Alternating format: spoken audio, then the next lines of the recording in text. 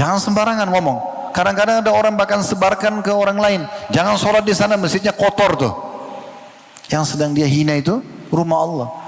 Kalau ada tamu datang bertamu di rumah kita, walaupun rumah kita misalnya berantakan, lalu dia sebarin rumahnya si fulan itu berantakan, pasti kita nggak terima. Bagaimana dengan rumah Allah?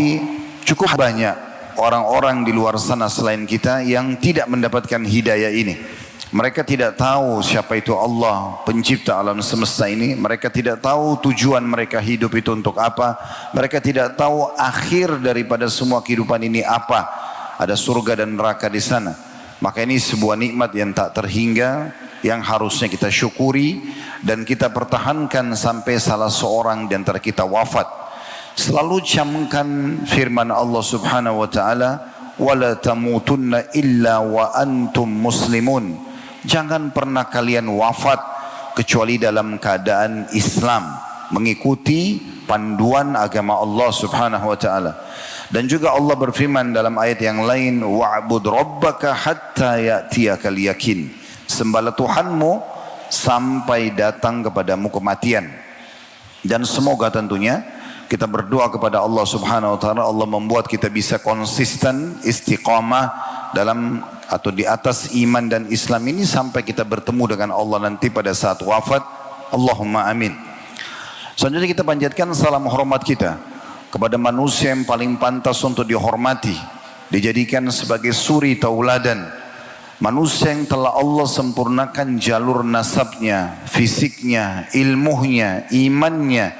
Apapun yang dikejar dari prestasi-prestasi dunia, menjadi pasangan hidup terbaik, menjadi orang tua terbaik, menjadi sahabat terbaik, menjadi saudagar terbaik, menjadi politikus terbaik. Semuanya sudah diraih oleh manusia terbaik ini. Dan Allah memerintahkan kita untuk menciplak dan menjadikannya sebagai suri tauladan. Kekal dalam firman Allah dalam surah Al-Ahzab, "Laqad kana lakum fi Rasulillahi uswatun hasanah." Al-ayah. Sungguh pada utusan Allah itu ada suri tauladan yang baik buat kalian. Buah tidak akan jauh dari pohonnya. Kalau kita menciplak hidup manusia terbaik ini, maka kita pun tidak akan jauh dari keberhasilan-keberhasilan yang telah diraih oleh beliau. Dan mengucapkan salam hormat kepada manusia terbaik ini dijadikan ibadah yang mulia di sisi Allah Subhanahu wa taala. Nabi kita Muhammad sallallahu alaihi wa ala alihi wa sahbihi wasallam telah mengingatkan tentang mengucapkan salam hormat kepada beliau. Man shalla alayya marratan sallallahu alaihi biha asyarah. Siapa yang mengucapkan satu kali salam hormat kepadaku, maka Allah akan mengucapkan salam hormat kepadanya 10 kali. Sebelum kita membahas materi tabligh akbar kita, yang pada kesempatan ini kami memberikan judul diringkas dengan bahaya lisan. Ada episode 1 dan nanti malam insya Allah ada episode yang kedua. Atau mungkin judul yang lain adalah lisanmu, keselamatanmu atau kecelakaanmu. Dan insya Allah akan panjang lebar kita bahas tentang tema ini. Semoga Allah ikhlaskan niat. Namun sebelumnya kami ingin menjalankan dulu sabda Nabi Muhammad SAW, "Man lam yashkurun nas la yashkurullah." Siapa yang tidak berterima kasih pada manusia, maka belum berterima kasih kepada Allah. Saya pribadi mengucapkan jazakumullah khairan kepada semua teman-teman yang sudah menjadi penyebab tabligh akbar ini. Bermula dari individu, mungkin tidak bisa saya sebutkan satu persatu. Juga mungkin dari dukungan pemerintah Kota Kendari dan sekitarnya. Serta panitia mungkin dan pengurus masjid, pondok pesantren yang sudah terlibat. Semua jemaah yang tak terkecuali mungkin juga telah mendapat undangan atau melihat undangan untuk hadiri tabligh akbar dan telah hadir. Semoga semua ini menjadi tambahan pahala buat kita semuanya di hari kiamat nanti. Selanjutnya juga kami mengingatkan ada hadis Nabi SAW, teman-teman sekalian, yang berbunyi, "Innallaha la yakbalu amalan illa ma kana khalisan liwajhi." Allah tidak akan pernah menerima sebuah amalan kecuali yang ikhlas karenanya. Kalau tadi ada yang hadir di sini karena testimoni saja, mau coba-coba hadir, rame enggak ya? Atau seremoni saja, hanya meramaikan karena ajakan teman misalnya, ajakan kerabat misalnya, ingin melihat mungkin interior dari masjid ini. Semua ini teman-teman sekalian harusnya diubah niatnya.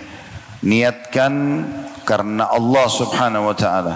Semoga Allah berikan saya secara pribadi sebagai pemateri dan teman-teman semua keikhlasan ini. Karena akan sia-sia semua waktu yang kita lowongkan, energi yang kita kerahkan, dan bahkan apa saja yang sudah kita gunakan untuk perjalanan ini. Mungkin ada yang menggunakan biaya perjalanannya, atau meninggalkan pekerjaan ataupun sanak kerabatnya, akan sia-sia.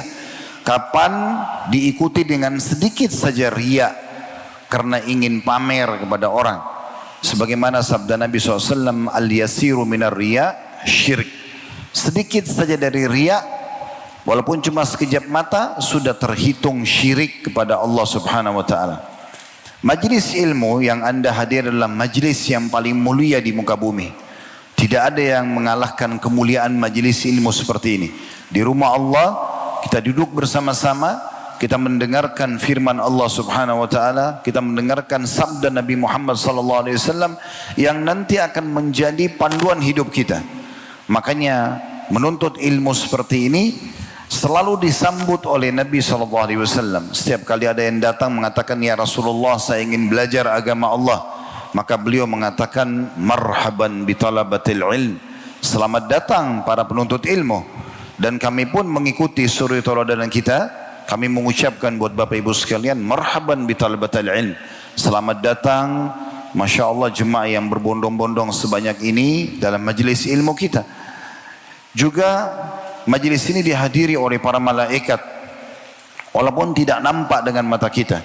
Terlalu banyak hadis-hadis Nabi SAW dan keutamaan majlis ilmu. Sampai Ibnu Qayyim rahimahullah menyebutkan lebih dari 100 keutamaan majlis ilmu. Di antaranya yang sangat jelas adalah bagaimana Nabi SAW mengatakan para malaikat melindungi penuntut ilmu itu dengan sayap-sayap mereka karena ridho dengan perbuatan mereka. Belum lagi hadis Nabi SAW, siapa yang keluar ikhlas menuntut ilmu, maka dia seperti sedang berjihad di jalan Allah.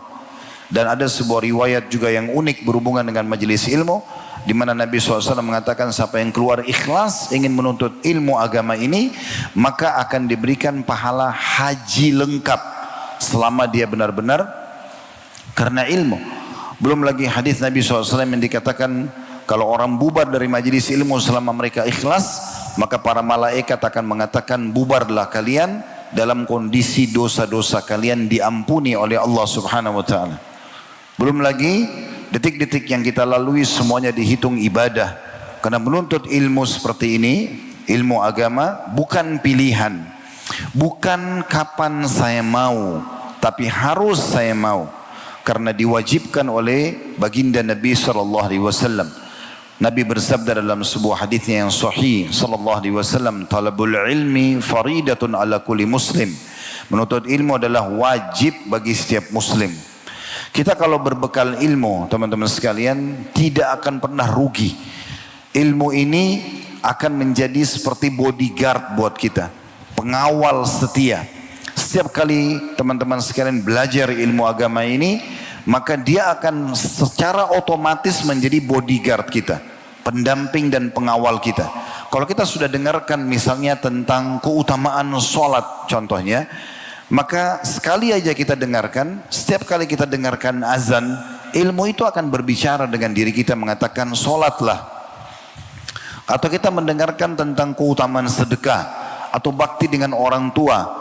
Atau mungkin kita dengarkan tentang masalah larangan-larangan, tentang ancaman orang berbohong, orang menipu, orang mencuri, orang membunuh, orang memukul dan segala macam.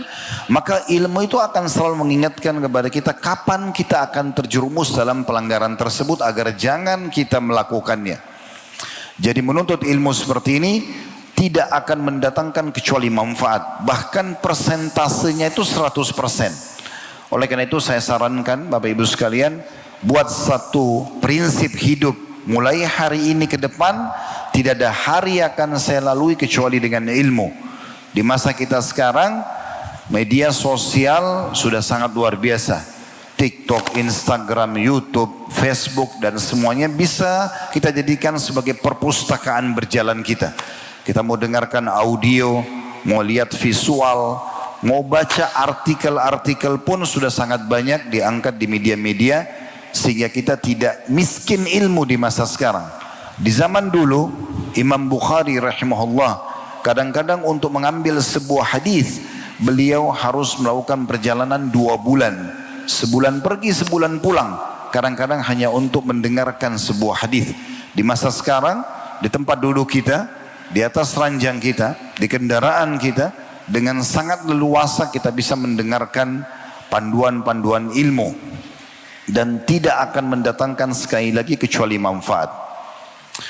Baik Bapak Ibu sekalian, saya juga duduk di sini bukan berarti karena saya lebih tahu daripada Anda semuanya, tapi karena saya mendapatkan undangan dan meja serta kursi ini juga disiapkan oleh panitia. Bukan saya tidak ingin duduk bersama Bapak Ibu melantai, tapi karena memang sudah seperti ini fasilitas yang disiapkan, semoga ini bisa diridhoi dan dimaklumi.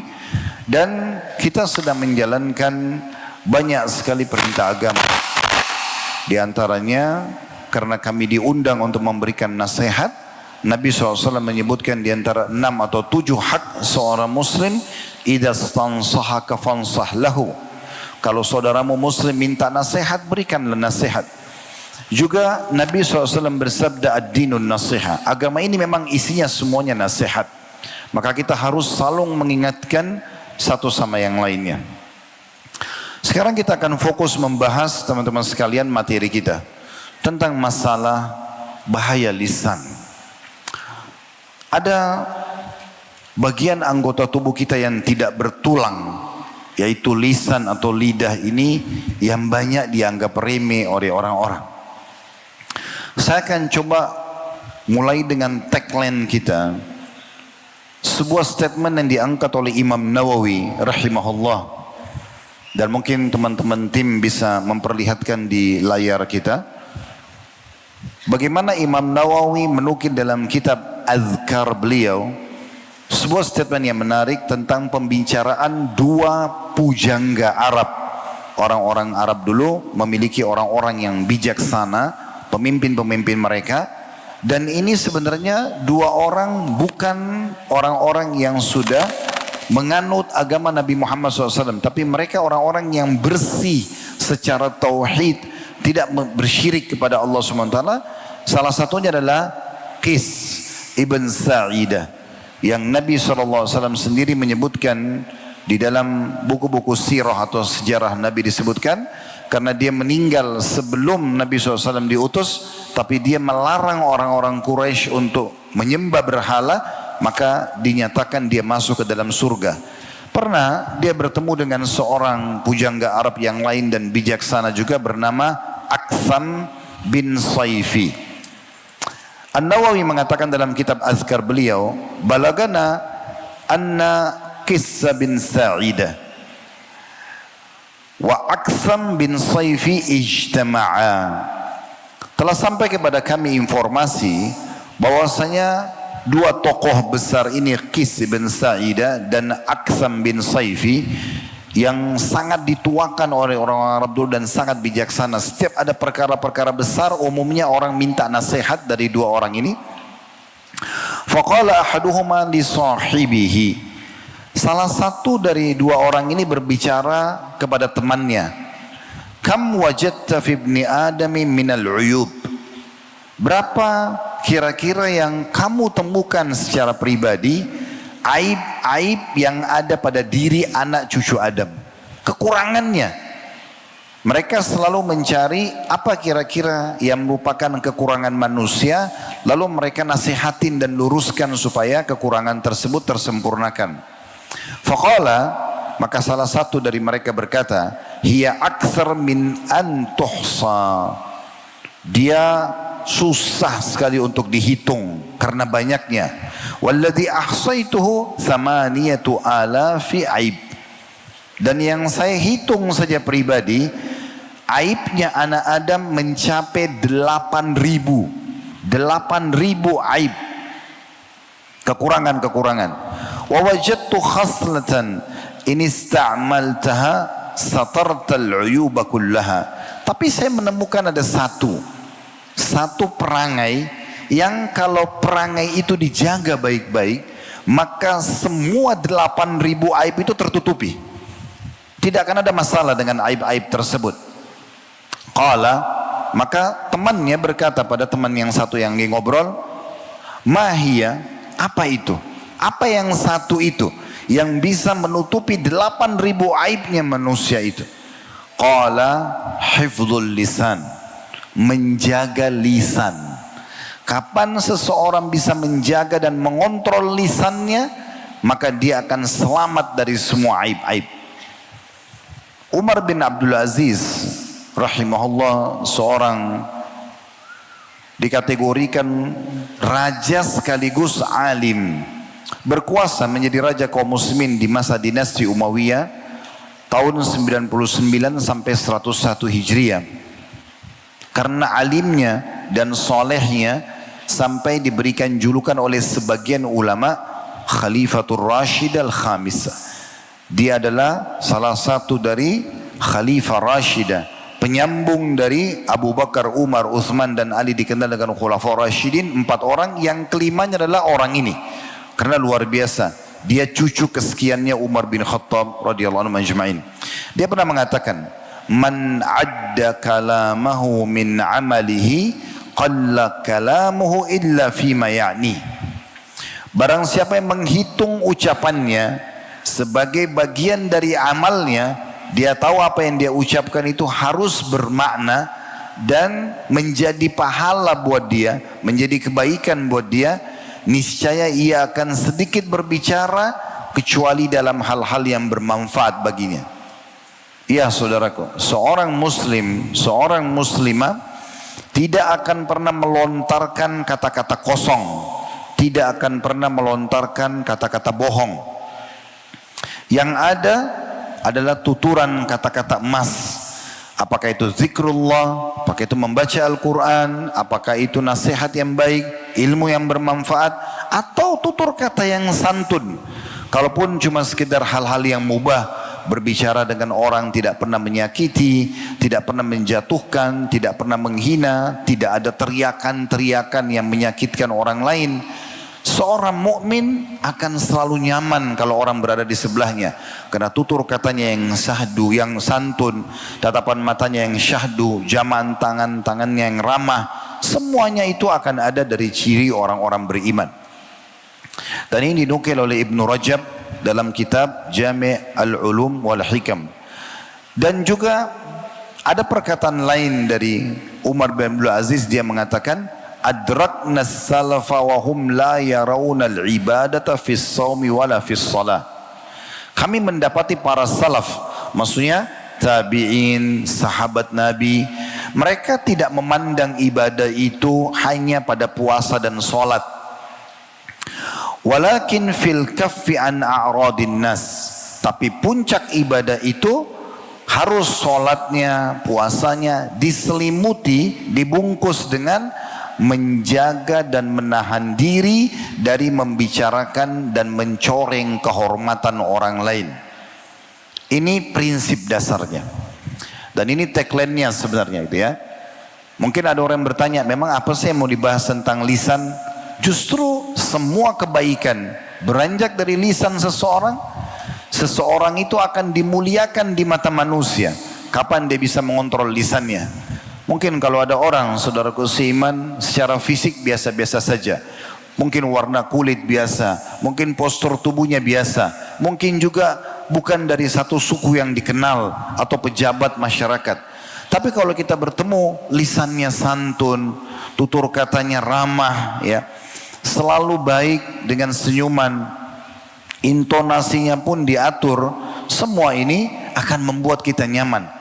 Tapi di saat kita sedang berteman atau bertemu dengan seseorang tampan, cantik, postur paras wajahnya sempurna, warna kulitnya sempurna, postur tubuhnya sempurna, jabatannya dari suku yang terkenal, hartanya melimpah, tetapi lisannya tajam, saya yakin kita tidak akan mau berteman dengan orang ini.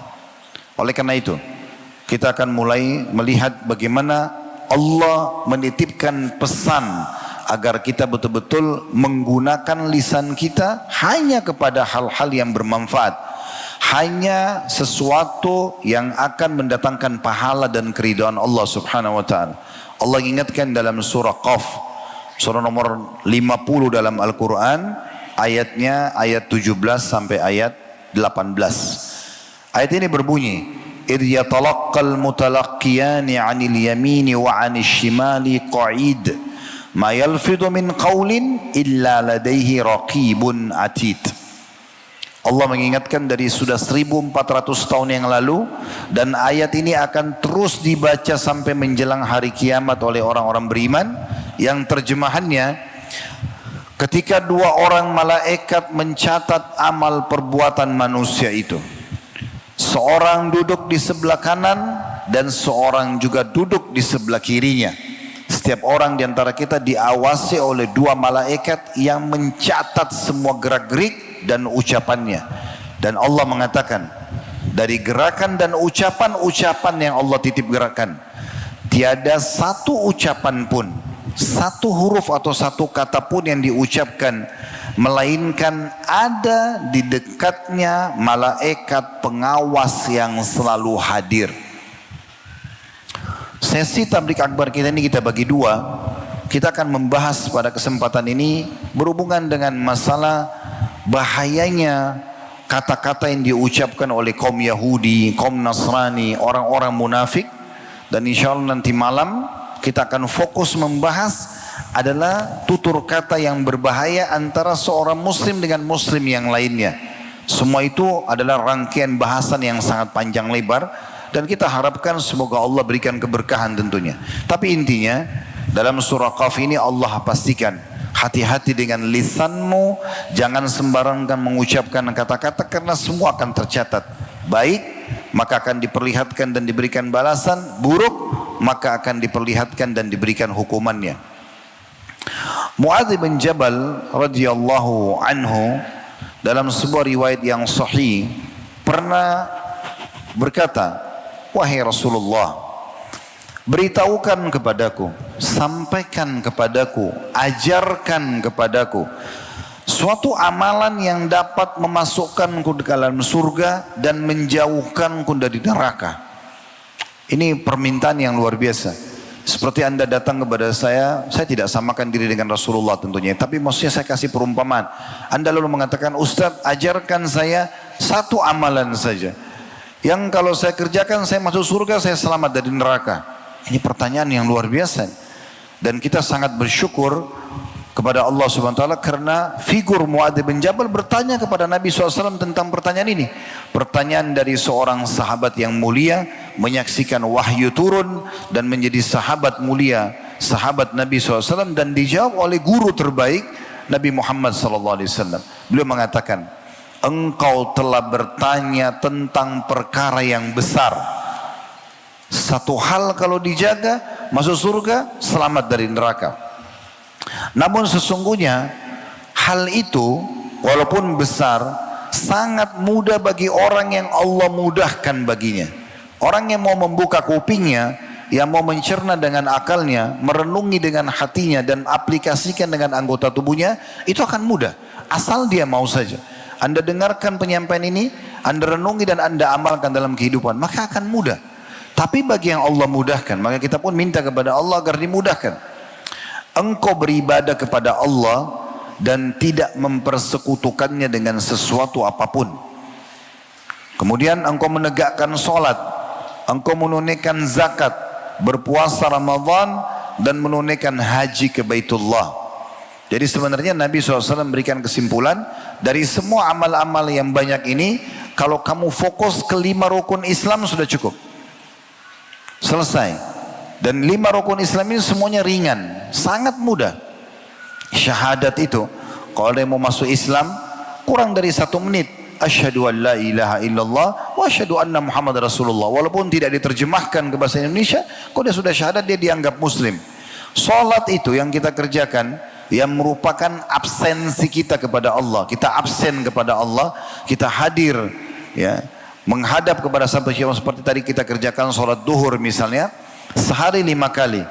Ini maksimal satu sholat 10 menit. 10 menit subuh, 10 menit duhur, kita bicara sholat wajibnya, nggak bicara sholat sunnahnya. 10 menit asar, 10 menit maghrib, 10 menit isya. Ini sudah cukup sekali. Berarti kalau kita gabung semuanya 5 waktu sholat ini, itu hanya 50 menit. Kita punya 24 jam dalam sehari. Artinya masih ada 23 jam plus 10 menit. Ini sudah cukup kita kerjakan 5 waktu sholat, masuk dalam kategori amal yang bisa bawa ke dalam surga. Zakat dikeluarkan setahun sekali bagi yang mampu saja. Puasa Ramadan yang kemarin baru selesai kita kerjakan, alhamdulillah, itu setahun sekali. 11 bulan tidak ada kewajiban puasa, adanya puasa sunnah. Wajib hanya setahun sekali, dan ini adalah servis tubuh kita yang selama 11 bulan makan, minum, yang panas, yang dingin, yang asam, yang pedas, tanpa kita sortir lagi. Maka puasa Ramadan menyervis kembali tubuh kita selain ibadah kepada Allah. Dan haji sekali seumur hidup bagi yang mampu juga, ringan sekali. Kemudian Nabi SAW berpesan kepada Mu'adz, ini menjadi inti bahasan kita. Maukah aku tunjukkan kepadamu pintu-pintu kebaikan? Ya, nanti di akhir hadis penutupannya ya. Maka Mu'adz mengatakan, tentu ya Rasulullah. Kata Nabi SAW, puasa adalah perisai, sedekah memadamkan kesalahan atau menghilangkan dosa-dosa sebagaimana air memadamkan api, dan sholat seseorang di tengah malam. Kemudian Nabi SAW berkata lagi, maukah aku beritahukan kepadamu pokok segala urusan, tiangnya, puncak ketingginya, sesuatu yang sangat mulia. Pokok segala urusan adalah Islam, tiangnya adalah sholat, dan puncak tertinggi adalah jihad di jalan Allah. Lalu Mu'adz berkata, wahai Nabi Allah, apakah engkau akan memberitahukan kepadaku inti dari semua itu? Dari semua yang anda sampaikan tadi, ibadah-ibadah ini, ada enggak pemikatnya yang bisa membuat saya aman? Sholat saya aman menerima nanti pahalanya, puasa saya aman menerima, semua ibadah ini aman saya terima nanti di hari kiamat. Kata Nabi SAW, tentu wahai Mu'adz. Lalu beliau, Nabi Muhammad SAW, memegang lidahnya, kemudian menarik keluar seraya mengatakan, tahanlah ini. Percuma orang sholat kalau lisannya tajam, percuma orang puasa kalau lisannya tajam. Berapa banyak orang yang bangkrut di hari kiamat, membawa pahala sholat, puasa, haji dan pahala-pahala yang lengkap, tapi satu sisi kata Nabi SAW pernah mencaci maki orang yang ini, pernah memukul orang tersebut, pernah mengambil haknya orang ini, lalu orang-orang tersebut menuntut pada hari kiamat nanti sampai dikategorikan orang yang bangkrut. Tidak asing buat kita hadis tentang orang yang bangkrut hari kiamat. Maka kata Nabi SAW, kau ingin selamat hai Mu'adz, ingin semua ibadah yang kau kerjakan diterima nanti hari kiamat, walaupun kamu cuma kerjakan yang wajib-wajib, tahan lidahmu, bicara kalau diperlukan atau sesuatu yang bermanfaat, tidak menyakiti orang, tidak masuk ke ranah orang lain dan segala macam. Maka Mu'adz waktu itu bertanya, karena heran gitu ya. Mu'adz mengatakan, wahai Nabi Allah, apakah kita akan dimintai pertanggungjawaban atas apa yang kita ucapkan? Yang kita ucapkan ini semua nanti akan diminta pertanggungjawaban, baik ataupun buruk. Maka kata Nabi SAW, thakulatka ummuk atau thakilatka ummuka ya Mu'adz, wa hal yakubbun nasa fin nari ala ujuhim au ala manakhirihim illa hasaidu alsinatihim. Ibumu akan kehilangan engkau bila engkau tidak memahami ini. Maksudnya, kalau kau tidak faham ini tentang bahayanya lisan hai Mu'adz, maka sama saja kalau ibumu kehilangan kamu. Bagaimana kalau ibu kehilangan seorang anak, betapa sedihnya dan ruginya. Maka seperti itu kurang lebih ruginya kamu, seperti ibumu kalau kehilangan kamu, kalau kamu tidak faham ini. Lalu kata Nabi SAW, wahai Mu'adz, bukankah yang menyeret mayoritas manusia ke dalam neraka di atas wajah-wajah mereka atau dengan hidung mereka semua masuk ke dalam neraka, ya, kecuali dari hasil panen lisan mereka, kecuali dari hasil panen lisan mereka.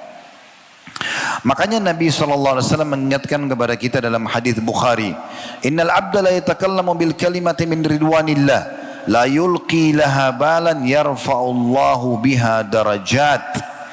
Pakai jamak di sini ya, darajat. Kata Nabi Muhammad SAW, sungguhnya seorang hamba, seorang di antara kita dari hamba-hamba Allah, mengucapkan satu kalimat yang diridhoi oleh Allah. Dia ucapkan tutur kata yang baik, zikir, doa, baca Quran, nasihat yang baik, menyapa orang dengan santun misalnya, menghibur orang yang sedang kesedihan. Misal contoh, dia sendiri tidak terlalu memperhatikannya. Dia pikir itu apa sih? Cuma mengatakan misalnya kepada orang yang sedih, sabarlah. Atau orang yang bangkrut misalnya usahanya, dia berikan ide-ide atau dia bantu. Walaupun jangan dengan nasihat, dia tidak peduli dengan kata-kata itu. Seakan-akan itu adalah ringan. Atau ada mungkin seseorang di antara kita menemukan temannya belum sholat. Lalu dia mengajak, ayo sholat yuk. Dengan kata-kata itu aja misalnya. Tapi itu diridhoi oleh Allah subhanahu wa ta'ala. Kata Nabi SAW, namun Allah akan mengangkat derajat-derajatnya di surga justru dengan kalimat itu. Oleh karena itu hadis ini harus betul-betul jadi renungan buat kita. Semoga Allah jadikan saya orang yang pertama mengamalkan, bukan cuma mengucapkan, dan menjadikan teman-teman juga mudah untuk mengamalkan. Jangan pernah pelit dengan satu kata-kata baik. Kalau ada orang berbuat kebaikan depan mata kita, berikan dukungan walaupun dengan lisan kita. Dan kalau ada orang yang berbuat jahat, mungkar, kesalahan atau dosa, coba nasihati. Kita tidak pernah tahu tutur kata kita yang mana yang akan menjadi penyebab hidayahnya orang lain. Kita tidak pernah tahu tutur kata mana yang akhirnya bisa mendukung kebaikan. Kalau pernah dengar Imam Malik rahimahullah menyusun kitab Muwatta yang sampai hari ini masuk dalam kategori 9 buku hadis yang sangat masyhur sebagai rujukan umat Islam atau Kutubut Tis'ah. Itu Imam Malik bukan menyusun secara khusus, tapi seorang muridnya datang lalu mengatakan, wahai Imam, ya apa yang anda ucapkan ini bagus kalau disusun. Lalu beliau susun dan diserahkan kepada Imam Malik. Sebuah saran. Muridnya itu bahkan tidak banyak umat yang kenal. Tapi buku itu sampai hari ini dipelajari di seluruh dunia. Dari mana orang ini pernah berpikir kalau mungkin ini akan dipelajari sekian juta bahkan miliaran umat Islam. Dan sekian banyak hal-hal yang berhubungan dengan masalah seperti ini misalnya. Dan juga sebaliknya kata Nabi SAW, wa innal abda la yatakallamu bil kalimati min sakhatillah la yulki laha balan yahwi biha fi jahannam. Dan sungguhnya bisa saja seorang hamba mengucapkan satu kalimat ya, yang dimurkahi Allah. Dia berkata-kata kufur misalnya. Kalau ada orang, naudzubillah ya, dia mengatakan saya keluar dari Islam, dia bercanda ataupun dia serius, ini bahaya sekali. Dia tidak peduli, tapi itu bisa mengundang murkahnya Allah. Atau dia menghina masjid, menghina seorang muslim, menghina Al-Quran, menghina Nabi Muhammad SAW, menghina para istri-istri Nabi dan para sahabat Nabi, seperti orang-orang Syiah di masa kita sekarang. Semua mungkin dia tidak menganggap itu penting, kayaknya nggak ada masalah buat dia. Tetapi kata Nabi SAW, justru Allah akan menjerumuskan dia dengan satu kalimat itu ke neraka Jahannam. Hadis yang lain yang mirip serupa dengan ini, kalau tadi riwayat Bukhari, ini riwayat Imam Muslim, di mana Nabi SAW bersabda, innal abda la yatakallamu bil kalimati ma yatabayyanu ma fiha yahwi biha fin nari ab'ada ma bainal masyriqi wal maghrib. Sesungguhnya seorang hamba bisa saja mengucapkan satu kalimat tanpa memikirkan terlebih dahulu. Udah pokoknya asal ngomong, urusan belakang nanti. Mau nyakitin orang, mau mengundang murkahnya Allah, berbau maksiat atau tidak, nggak penting. Lalu karena kalimat itulah dia terjatuh ke dalam neraka sejauh jarak antara timur dan barat. Oleh karena itu, orang yang berakal benar-benar hati-hati. Setiap kali dia mengucapkan satu tutur kata, dia berusaha untuk merenungi dan memikirkan masalah itu sebelum dia ucapkan. Karena semua ucapan sebelum kita keluarkan masih milik kita. Tapi kapan kita sudah ucapkan, maka sudah milik publik. Dan akhirnya susah sekali untuk dikontrol dan diluruskan. Berapa banyak orang dengan gibahnya menggunjing seorang muslim, itu akan kita bahas nanti malam insyaallah. Atau orang-orang yang justru mengucapkan kata-kata yang tidak dia peduli sama sekali, tapi ternyata sudah cukup untuk mengalahkan di timbangan amal nanti semua amal-amal solehnya. Oleh karena itu dalam hadis riwayat Ahmad, di mana Nabi SAW bersabda, la yastaqimu imanu abdin hatta yastaqima qalbuhu, wa la yastaqimu qalbuhu hatta yastaqima lisanuhu. Tidak akan lurus iman seorang hamba sampai hatinya lurus, dan tidak akan lurus hati seseorang sampai lisannya juga lurus, sampai lisannya juga lurus. Di dalam hadis yang lain, ini beberapa hadis kita angkat di awal-awal kajian kita ini untuk menjadi landasan, pondasi dasarnya. Nanti akan kita masuk ke contoh-contohnya tentang ucapan-ucapan yang sangat berbahaya. Ya tadi saya sudah bilang, yang diucapkan oleh orang-orang non-muslim itu sebagai contoh buat kita, dan akan kita paparkan panjang lebar juga ucapan insyaallah nanti malam muslim kepada muslim yang lainnya. Nabi SAW bersabda dalam hadis riwayat Tirmidzi, "Idza asbaha ibnu Adam fa innal a'dha'a kullaha tukaffirul lisan, fataqul ittaqillaha fina." Ada lanjutan hadis tentunya, "In istaqamta istaqamna wa in i'wajajta i'wajajna." Apabila anak Adam, kita semua ini selama masih hidup, tiba di pagi hari, maka seluruh anggota tubuhnya, rambut, kepala, kulit, mata, hidung, telinga, tangan, kaki, kemaluan, semuanya ini akan berbicara kepada lisan. Bagaimana kita tidak tahu? Seraya berkata, "Bertakwalah hai lisan kepada Allah terhadap kami. Ittaqillaha fina. In istaqamta istaqamna." Kalau kamu lurus, kami akan lurus. Wa in i'wajajta i'wajajna. Kalau kamu menyimpang, kami pasti akan ikut menyimpang.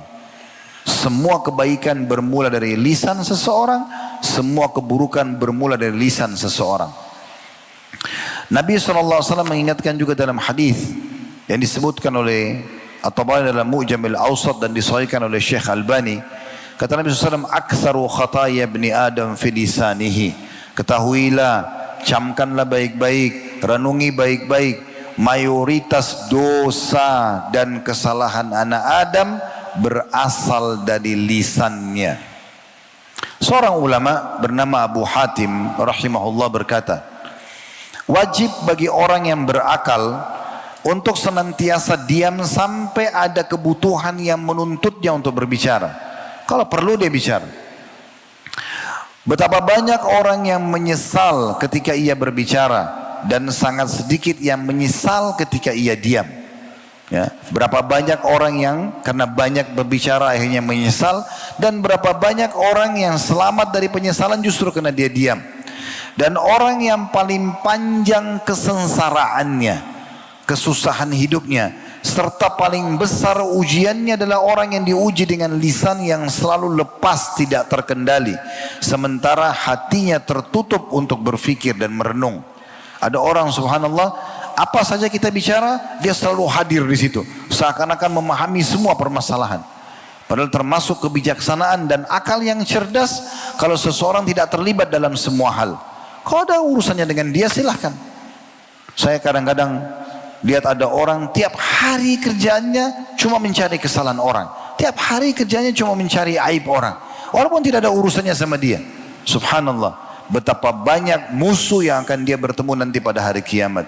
Bagaimana caranya dia meminta maaf sama orang-orang yang dia sebarluaskan aibnya di media? Berapa banyak pahala dia yang dia siapkan untuk berbagi?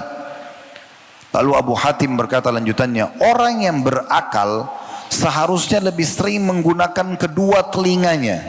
Seharusnya sering menggunakan kedua telinganya. Orang yang berakal seharusnya lebih sering menggunakan kedua telinganya daripada mulutnya. Ia perlu menyadari bahwa dirinya diberi dua telinga serta diberi satu mulut agar lebih banyak mendengar daripada berbicara. Sebab seringkali seseorang menyesal di kemudian hari karena perkataan yang telah diucapkannya, sementara diam hampir tidak pernah mendatangkan penyesalan. Ini nasihat yang luar biasa dari Abu Hatim rahimahullah. Kalau pernah teman-teman dengar nama seorang tabi'in yang sangat masyhur dengan kecerdasannya, Iyas Al-Muzani rahimahullah. Beliau berkata, saya tidak pernah berdebat dengan orang kecuali saya sering memenangkan. Tapi saya menemukan ada satu orang di majelis ilmu saya. Beliau punya majelis ilmu dan beliau seorang hakim yang masyhur di masanya. Orang itu selalu diam, bertahun-tahun diam, tidak banyak ngomong. Lalu satu waktu saya datang dan saya dekati dia, lalu saya bertanya, kenapa semua orang banyak yang bertanya, berbicara kecuali Anda? Lalu orang itu, kata Iyas, memberikan sebuah jawaban yang membuat saya menukil selalu perkataannya. Sampai hari ini pun kita mengukil perkataan orang ini walaupun kita tidak mengetahui namanya. Karena Iyas tidak menyebutkan nama orang tersebut. Orang itu mengatakan, saya mendengarkan dengan kuping saya mendapatkan manfaat. Dan saya diam dengan lisan saya, maka saya selamat. Ini adalah perkataan yang bijaksana.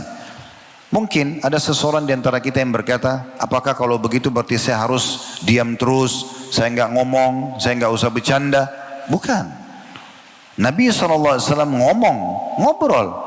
Tiap hari kita mengucapkan kata-kata. Nabi SAW setiap hari menyapa istrinya, anak-anaknya, mengatur manajemen rumah tangganya. Nabi SAW setiap hari jalan dengan para sahabatnya, baik berkumpul di masjid, jalan di pasar, pergi ke medan perang, ngobrol sehari-hari. Seringkali dikatakan Nabi SAW ngobrol di masjid sampai beliau muttaqi. Muttaqi itu meletakkan siku di tanah sambil ngelonjorin kaki dan ngobrol santai dengan para sahabat.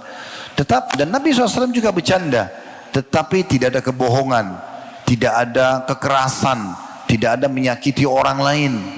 Itu yang dimaksudkan di sini. Jadi jangan sampai teman-teman juga terkurung di satu pemahaman karena kita menyampaikan tadi adanya dalil-dalil ini. Oh berarti saya tidak usah ngomong.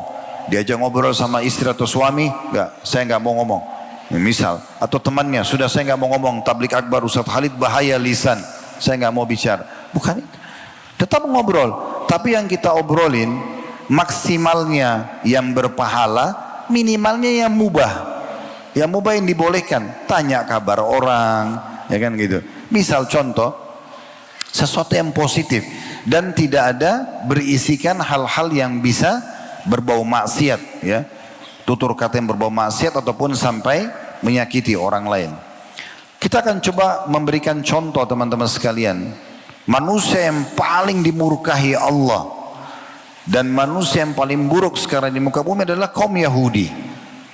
Mereka orang-orang yang terlalu berani melampaui batas.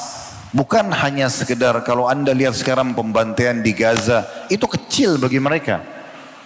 Tidak usah bicara manusia, Allah saja sebagai pencipta mereka hina. Mereka mengucapkan kata-kata yang membawa pada murkahnya Allah Subhanahu wa taala.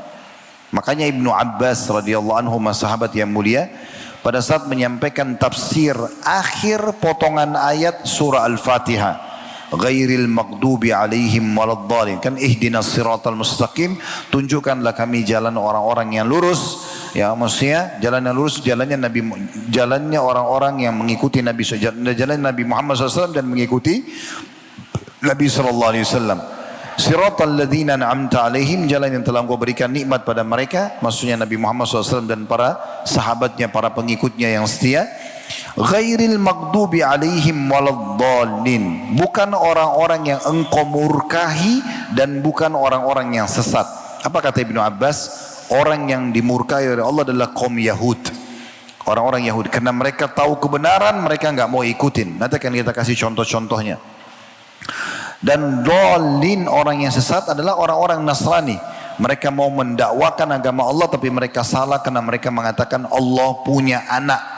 Lalu kita selalu dalam sholat kita wajib atau sunnah, setelah baca Al-Fatihah kita mengatakan amin, kabulkanlah ya Allah, supaya jangan kami termasuk sama dengan golongan-golongan yang Engkau murkahi dan sesat ini.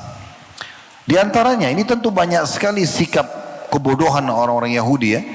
Banyak sekarang orang puji-puji seakan-akan orang pintar. Kalau dalam Al-Quran beda sekali konsepnya. Mereka terlalu berani sampai mereka mengatakan Allah itu miskin dan kamilah orang-orang kaya. Allah kekalkan dalam surah Al-Imran, surah nomor 3, 181. Laqad sami'a Allahu qawlal ladzina qalu innallaha faqir wa nahnu agniya. Sanaktubu ma qalu wa qatlahumul anbiya'a bighairi haqqin wa naqulu dzuqu adzabal hariq. Sungguh Allah telah mendengar perkataan orang-orang yang mengatakan, ini orang-orang Yahudi, sesungguhnya Allah itu miskin dan kami kaya. Jadi bukan cuma manusia, Allah pencipta alam semesta ini, ya, Dia yang maha kaya. Salah satu sifat Allah itu maha kaya, ghani. Tapi mereka mengatakan Allah itu miskin dan kami yang kaya. Kami akan mencatat perkataan mereka dan perbuatan mereka membunuh para nabi-nabi tanpa alasan yang benar. Dan kami akan mengatakan kepada mereka di hari kiamat nanti, rasakanlah olehmu azab yang membakar, maksudnya di api neraka. Ini bayangkan mereka berani bilang Allah itu miskin. Dalam firman Allah yang lain, mereka juga mengatakan Allah itu pelit, kikir. Allah kekalkan dalam surah Al-Maidah, surah nomor 5 ayat 64. Wa qalatil yahudu yadullahi maglulah. Ya, ini ayatnya cukup panjang, tapi kita ambil ayat di sini, ya, sampai beberapa, atau kita bacakan lengkap ayatnya. Wa qalatil yahudu yadullahi maglulah gullat aydihim wa lu'inu bima qalu bal yadahu mabsutatan yunfiku kaifa yasha wa la yazidanna katsiran minhum ma unzila ilayka min rabbika tughyanan wa kufra wa alqaina bainahumul adawata wal baghdha ila yaumil qiyamah kullama awqadu naran lil harbi atfa'aha Allah wa yas'auna fil ardi fasada wallahu la yuhibbul mufsidin. Orang-orang Yahudi berkata, tangan Allah itu terbelenggu. Maksudnya adalah mereka bilang pelit. Sebenarnya tangan mereka lah yang dibelenggu dan mereka yang dilaknat, diangkat keberkahan hidup mereka disebabkan apa yang telah mereka katakan itu. Karena perkataannya tidak demikian, bahkan kedua tangan Allah terbuka, Dia memberi sebagaimana Dia kehendaki. Dan apa yang diturunkan kepadamu, hai Muhammad, dari Tuhanmu, sungguh akan menambah kedurhakaan dan kekafiran bagi banyak di antara mereka. Dan kami telah timbulkan permusuhan dan kebencian di antara mereka sampai hari kiamat. Setiap kali mereka menyalakan api peperangan, Allah memadamkannya dan mereka membuat kerusakan di bumi, dan Allah tidak menyukai orang-orang yang membuat kerusakan. Ini dua ayat sebagai sampel, ya, bagaimana Allah menjelaskan perkataan-perkataan buruk orang-orang Yahudi. Ada kejadian di dalam hadis Nabi Muhammad SAW yang unik, dan kejadian ini terjadi di perang Khaybar. Khaybar ini teman-teman kurang lebih 180 km dari kota Madinah. Dulu di sana ada 9 benteng Yahudi yang akhirnya ditaklukkan oleh Nabi SAW. Pada saat mereka kalah, orang-orang Yahudi ini kalah, dan mereka rupanya sakit hati dengan kekalahan itu. Akhirnya seorang wanita Yahudi sepakat dengan beberapa pendeta Yahudi untuk menghidangkan makanan yang akan diberikan kepada Nabi Muhammad SAW dan kaum muslimin.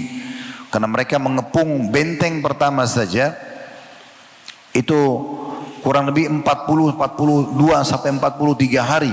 Dan muslimin kehabisan makanan, belum benteng yang kedua, yang ketiga dan seterusnya. Jadi memakan waktu yang cukup lama. Jadi memang Nabi SAW dan para sahabat lagi kelaparan. Maka mereka pun menghidangkan di nampan-nampan, di wadah-wadah, makanan-makanan yang diberikan untuk pasukan muslimin. Namun ada satu wadah itu khusus ada paha kambing, ada paha kambingnya. Dan para sahabat tahu sekali kalau Nabi Muhammad SAW sangat gemar dengan paha kambing. Maka orang-orang Yahudi pun pada saat menghidangkan itu sengaja meletakkan di wadah, satu wadah saja paha kambing, sisanya tidak ada paha kambingnya. Waktu sahabat-sahabat melihat itu, mereka tahu ini Nabi paling suka paha kambing. Dihidangkanlah wadah itu, piring ada paha kambing untuk Nabi Muhammad SAW, yang lainnya buat para sahabat. Subhanallah, karena sahabat menjaga adab, mereka tidak menyentuh makanan tersebut walaupun lapar sebelum Nabi Muhammad SAW menyentuhnya. Lalu Nabi SAW mengambil sepotong daging dari paha kambing itu, kemudian mengunyahnya.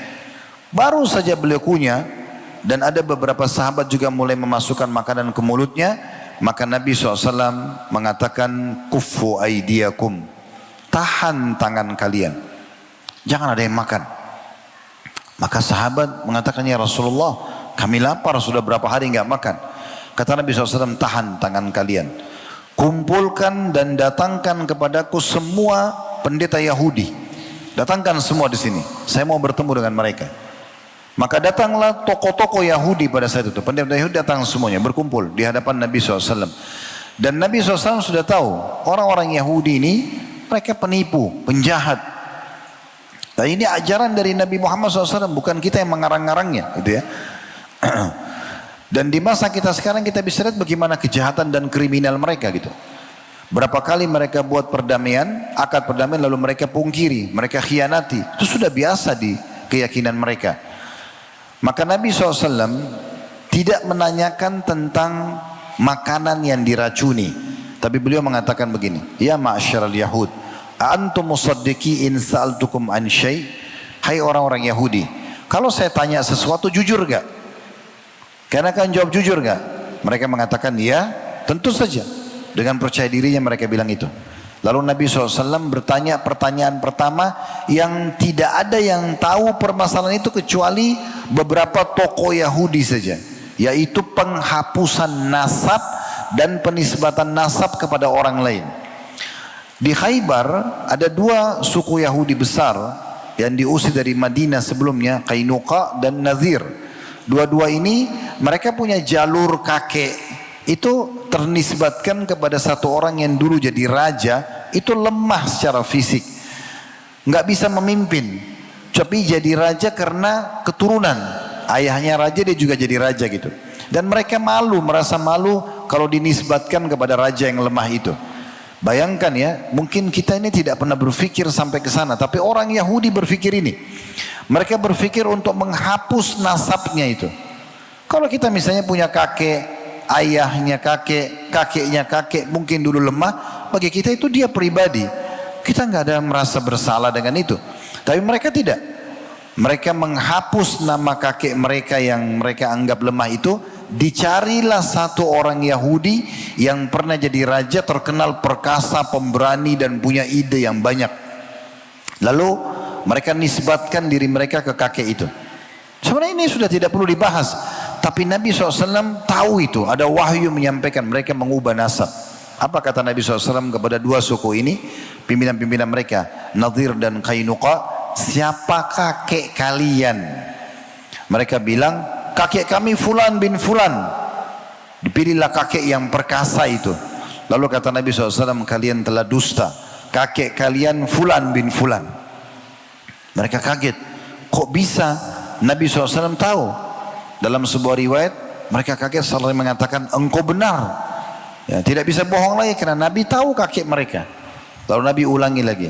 Pertanyaan yang kedua. Ya ma'asyiral Yahud, antum musaddiqi in sa'altukum an syai'. Hai orang-orang Yahudi, jujur gak? Kalau saya tanya lagi. Mereka bilang tentu saja. Apa perkataan mereka? Kalau seandainya kami dusta, niscaya Allah akan memberitahukan kepadamu sebagaimana Allah memberitahukan kepadamu siapa kakek kami. Ya. Berarti mereka sudah mengakui ini kedustaan mereka yang pertama dan pengetahuan Nabi tentang kakek mereka yang benar. Sekarang pertanyaan kedua Nabi akan tanya, jujur gak? Iya. Mereka bilang, kalau kami bohong pasti nanti Allah akan sampaikan kepadamu. Apa perkataan Nabi? Pegangi baik-baik ini teman-teman sekalian. Kata Nabi SAW, siapa penghuni neraka? Nabi tanya ke orang Yahudi. Riwayat ini riwayat sahih diriwayatkan oleh Imam Bukhari. Tepatnya hadisnya nomor 3169. Kata orang-orang Yahudi, kami akan masuk ke neraka. Mereka akuin, kami akan masuk ke neraka beberapa saat dan akan digantikan oleh kalian, maksudnya umat Islam. Maka kata Nabi SAW, kalian telah bohong.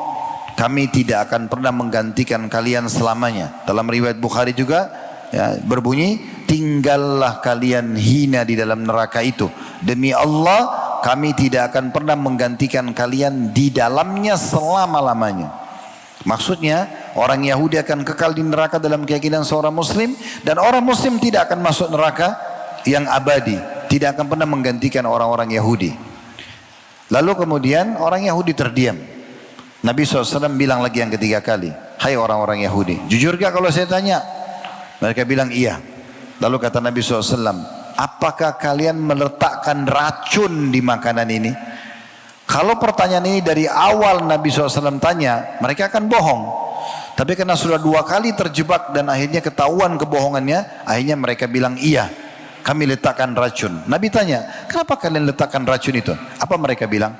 Kami ingin membuktikan, apakah engkau seorang pendusta, ya, atau seorang raja yang hanya sekedar mau merebut kerajaan kami, atau engkau adalah seorang nabi? Kalau engkau nabi pasti engkau tahu itu ada racunnya. Dan subhanallah sekarang Nabi SAW tahu. Apa kata Yahudi? Kalau engkau tahu dan kalau engkau seorang nabi, engkau akan tahu dan tidak akan membahayakanmu. Subhanallah, Nabi SAW tahu.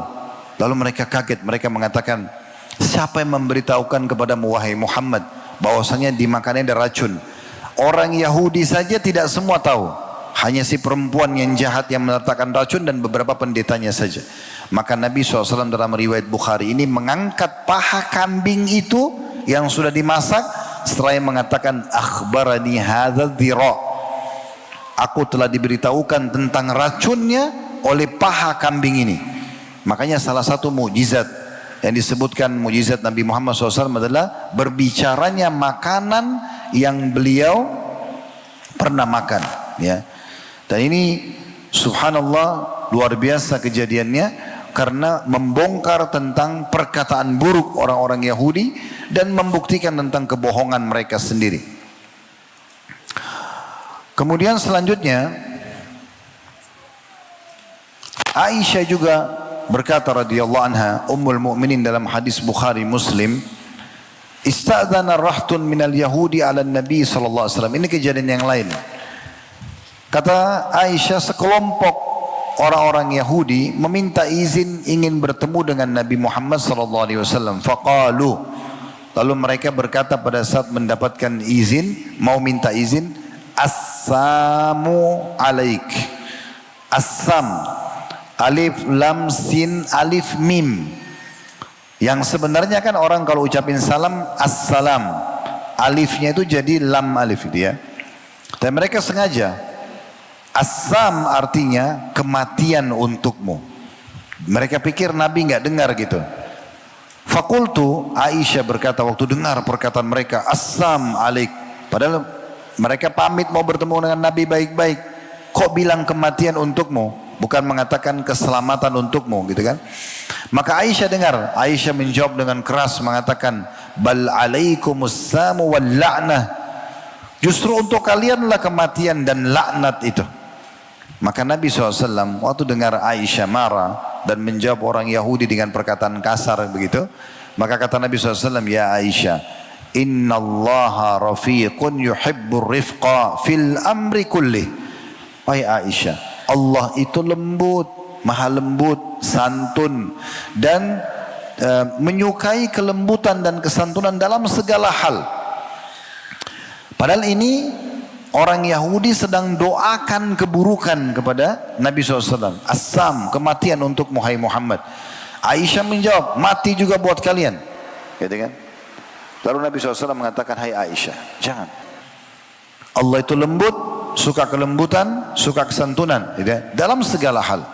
Maka kultu, Aisyah berkata, awalam tasma' ma qalu. Wahai Rasulullah, tidakkah anda dengar apa yang mereka bilang? Mereka bilang assam, kematian. Masa kita diam gitu? Masa kita nggak jawab? Maka qultu wa alaikum. Kata Nabi SAW, saya sudah jawab. Saya hanya mengatakan wa alaikum. Artinya sama sebenarnya. Dan untuk kalian. Dari sini keluar sebuah hukum. Kalau ada orang-orang non muslim yang mengucapkan salam kepada kita, kita cukup jawab. Misalnya dia kenal kita lalu mengatakan assalamualaikum. Dia bukan muslim. Kita cukup menjawab wa alaikum. Cukup begitu saja, nggak usah kita lanjut sampai lengkap gitu ya. Kalau seorang muslim kita jawab setelah salam, assalamualaikum warahmatullahi wabarakatuh. Semoga keselamatan dunia akhirat untukmu, rahmat Allah juga untukmu. Semoga juga engkau mendapatkan keberkahan atau kecukupan ya. Maka kita jawab juga waalaikumsalam warahmatullahi wabarakatuh. Semoga juga keselamatan dunia akhirat untukmu. Semoga rahmat atau karunia Allah selalu diberikan kepadamu dan juga semoga berkah untukmu. Tapi kalau ahli kitab atau orang muslim kita cukup mengatakan waalaikum. Dari hadits ini ada pelajaran penting teman-teman sekalian. Bagaimana seseorang muslim diajar oleh Nabi SAW menjadi orang yang berakal dan bijaksana. Sekeras apapun orang itu teriak-teriak depan kita, mencak-mencak, marah-marah, kita hadapi dengan tenang saja. Tidak perlu kita hadapi dengan emosional yang sama ya. Karena nanti akan buyar semua ide kita. Akan buruk juga pemandangan orang kepada kita. Kalau ada dua orang yang sedang bertikai misalnya, A sama B. Si B benar, misal, si A salah. Ya, contoh. Tetapi si B yang benar ini memarah-marahi dan mencaci maki si A di pinggir jalan. Anda tidak tahu siapa yang benar, siapa yang salah. Kira-kira kita akan nilai buruk yang mana? Si B atau si A? Si B sebenarnya benar. Dia punya hak, tapi dia marah-marahin, dia caci maki orang misalnya. Si A ini salah. Tapi di tengah jalan si B lagi marahin si A. Pada saat kita lewat, kita langsung spontan menilai buruk si B, walaupun dia benar. Subhanallah, gitu ya. Jadi ada cara yang bijaksana untuk menjawab orang-orang bodoh, orang-orang yang tidak perlu kita habiskan energi dan waktu kita untuk melayani mereka dengan tutur kata yang cukup. Kamu bodoh, kamu penjahat, kamu ini, kamu itu. Ya sudah, diamin aja. Kalau tidak diamin ya sudah.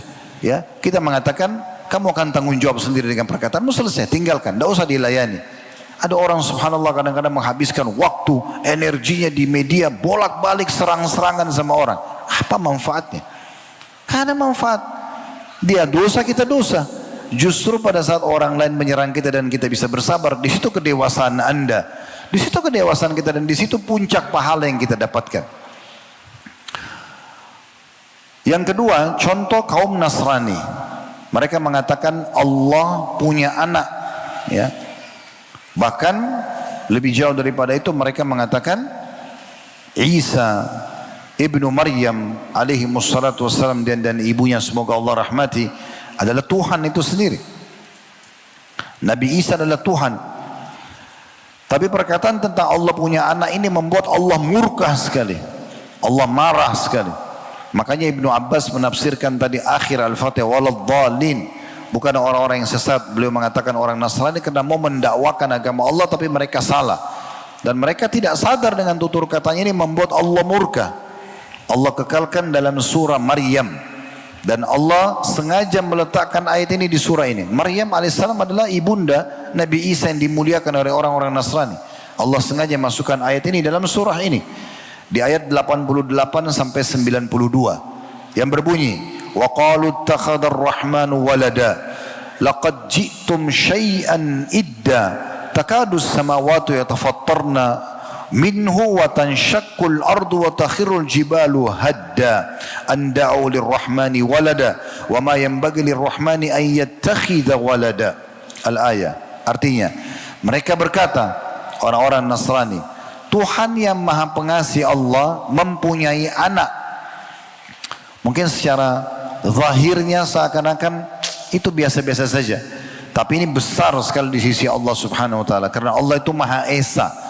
Allah itu lam yalid walam yulad. Tidak beranak, tidak diperanakkan. Karena kalau Allah punya orang tua, siapa awalnya? Kakek, nenek, terus-terusnya siapa yang awalnya? Makanya Allah pangkas, tidak ada. Ya, orang tuanya tidak ada keturunannya. Karena kalau dikatakan Allah punya keturunan, siapa lanjutan keturunannya Allah? Makanya Allah itu Ahad, Esa, itu kan? Di 4 ayat surah Al-Ikhlas sudah dijelaskan masalah itu. Allah mengatakan, sungguh kamu semua hai orang-orang Nasrani telah membawa sesuatu yang sangat mungkar. Allah sangat benci. Hampir-hampir karena perkataan Allah punya anak itu langit pecah. Langit pecah karena perkataan itu. Bumi terbelah dan gunung-gunung pun runtuh semuanya. Karena mereka menisbatkan anak kepada Tuhan yang maha pengasih. Padahal tidak layak bagi Tuhan yang Maha Pengasih mempunyai anak. Jadi nggak boleh mengatakan Allah itu punya anak. Karena memang Allah Subhanahu wa taala tidak mengambil anak. Allah membuat Maryam alaihissalam. Bahkan Allah khususkan surah nomor 19 namanya Maryam, menceritakan tentang prosesi bagaimana ruh ditiupkan di rahim Maryam oleh Jibril alaihissalam tanpa melalui sperma. Supaya menjadi tanda-tanda kebesaran bagi manusia kalau Allah itu ala kulli syai'in qadir. Allah mampu mengerjakan apa yang Allah inginkan. Tapi bukan berarti itu anak Allah, gitu kan? Makanya kita juga diingatkan oleh Nabi SAW, jangan sampai kalian memuji-muji aku berlebih-lebihan sebagaimana orang Nasrani memuji Isa. Nanti akhirnya kita bisa mengatakan Nabi Muhammad anak Tuhan. Nah, ini berbahaya. Ayat tadi itu teman-teman tolong direnungi ya. Maryam 88 sampai 92 itu luar biasa. Langit seakan-akan terbelah, bumi terbelah ya, gunung-gunung hancur semuanya. Hanya karena perkataan ini, karena dahsyatnya. Allah tidak mau itu. Allah tidak mau dikatakan punya anak. Belum lagi mereka mengatakan Trinitas. Ada Bapa, itulah Allah, ada Maryam, ada ibunya Isa, ada Isa anak. Ini semua perkataan yang tidak benar sama sekali. Bahkan dicap oleh Allah sebagai perkataan kufur. Allah kekalkan dalam surah Al-Ma'idah, surah nomor 5 ayat 73, laqad kafara alladhina qalu innallaha thalithu thalatha. Al-ayat. Allah mengatakan sungguh benar-benar telah kafir orang-orang yang berkata sesungguhnya Allah adalah salah satu dari tiga itu atau Trinitas. Begitu juga mereka mengatakan bahwasanya Isa alaihissalam adalah Tuhan. Allah kekalkan dalam surah Al-Ma'idah surah nomor 5 ayat 72, laqad kafara alladziina qalu innallaha huwal masih ibnu Maryam. Sungguh telah kafir, tidak ada keraguan dalam masalah itu, orang-orang yang berkata sesungguhnya Allah itu adalah Al-Masih putra Maryam. Ya, seakan-akan memang ya Tuhan itu adalah Nabi Isa. Sementara kita umat Islam menyatakan beliau Nabi. Kita imani kenabian, tapi bukan, tidak ada hubungannya dengan anak Tuhan, apalagi Tuhan gitu ya. Wa qala al-Masih ya bani Israil i'budu Allah rabbi wa rabbakum.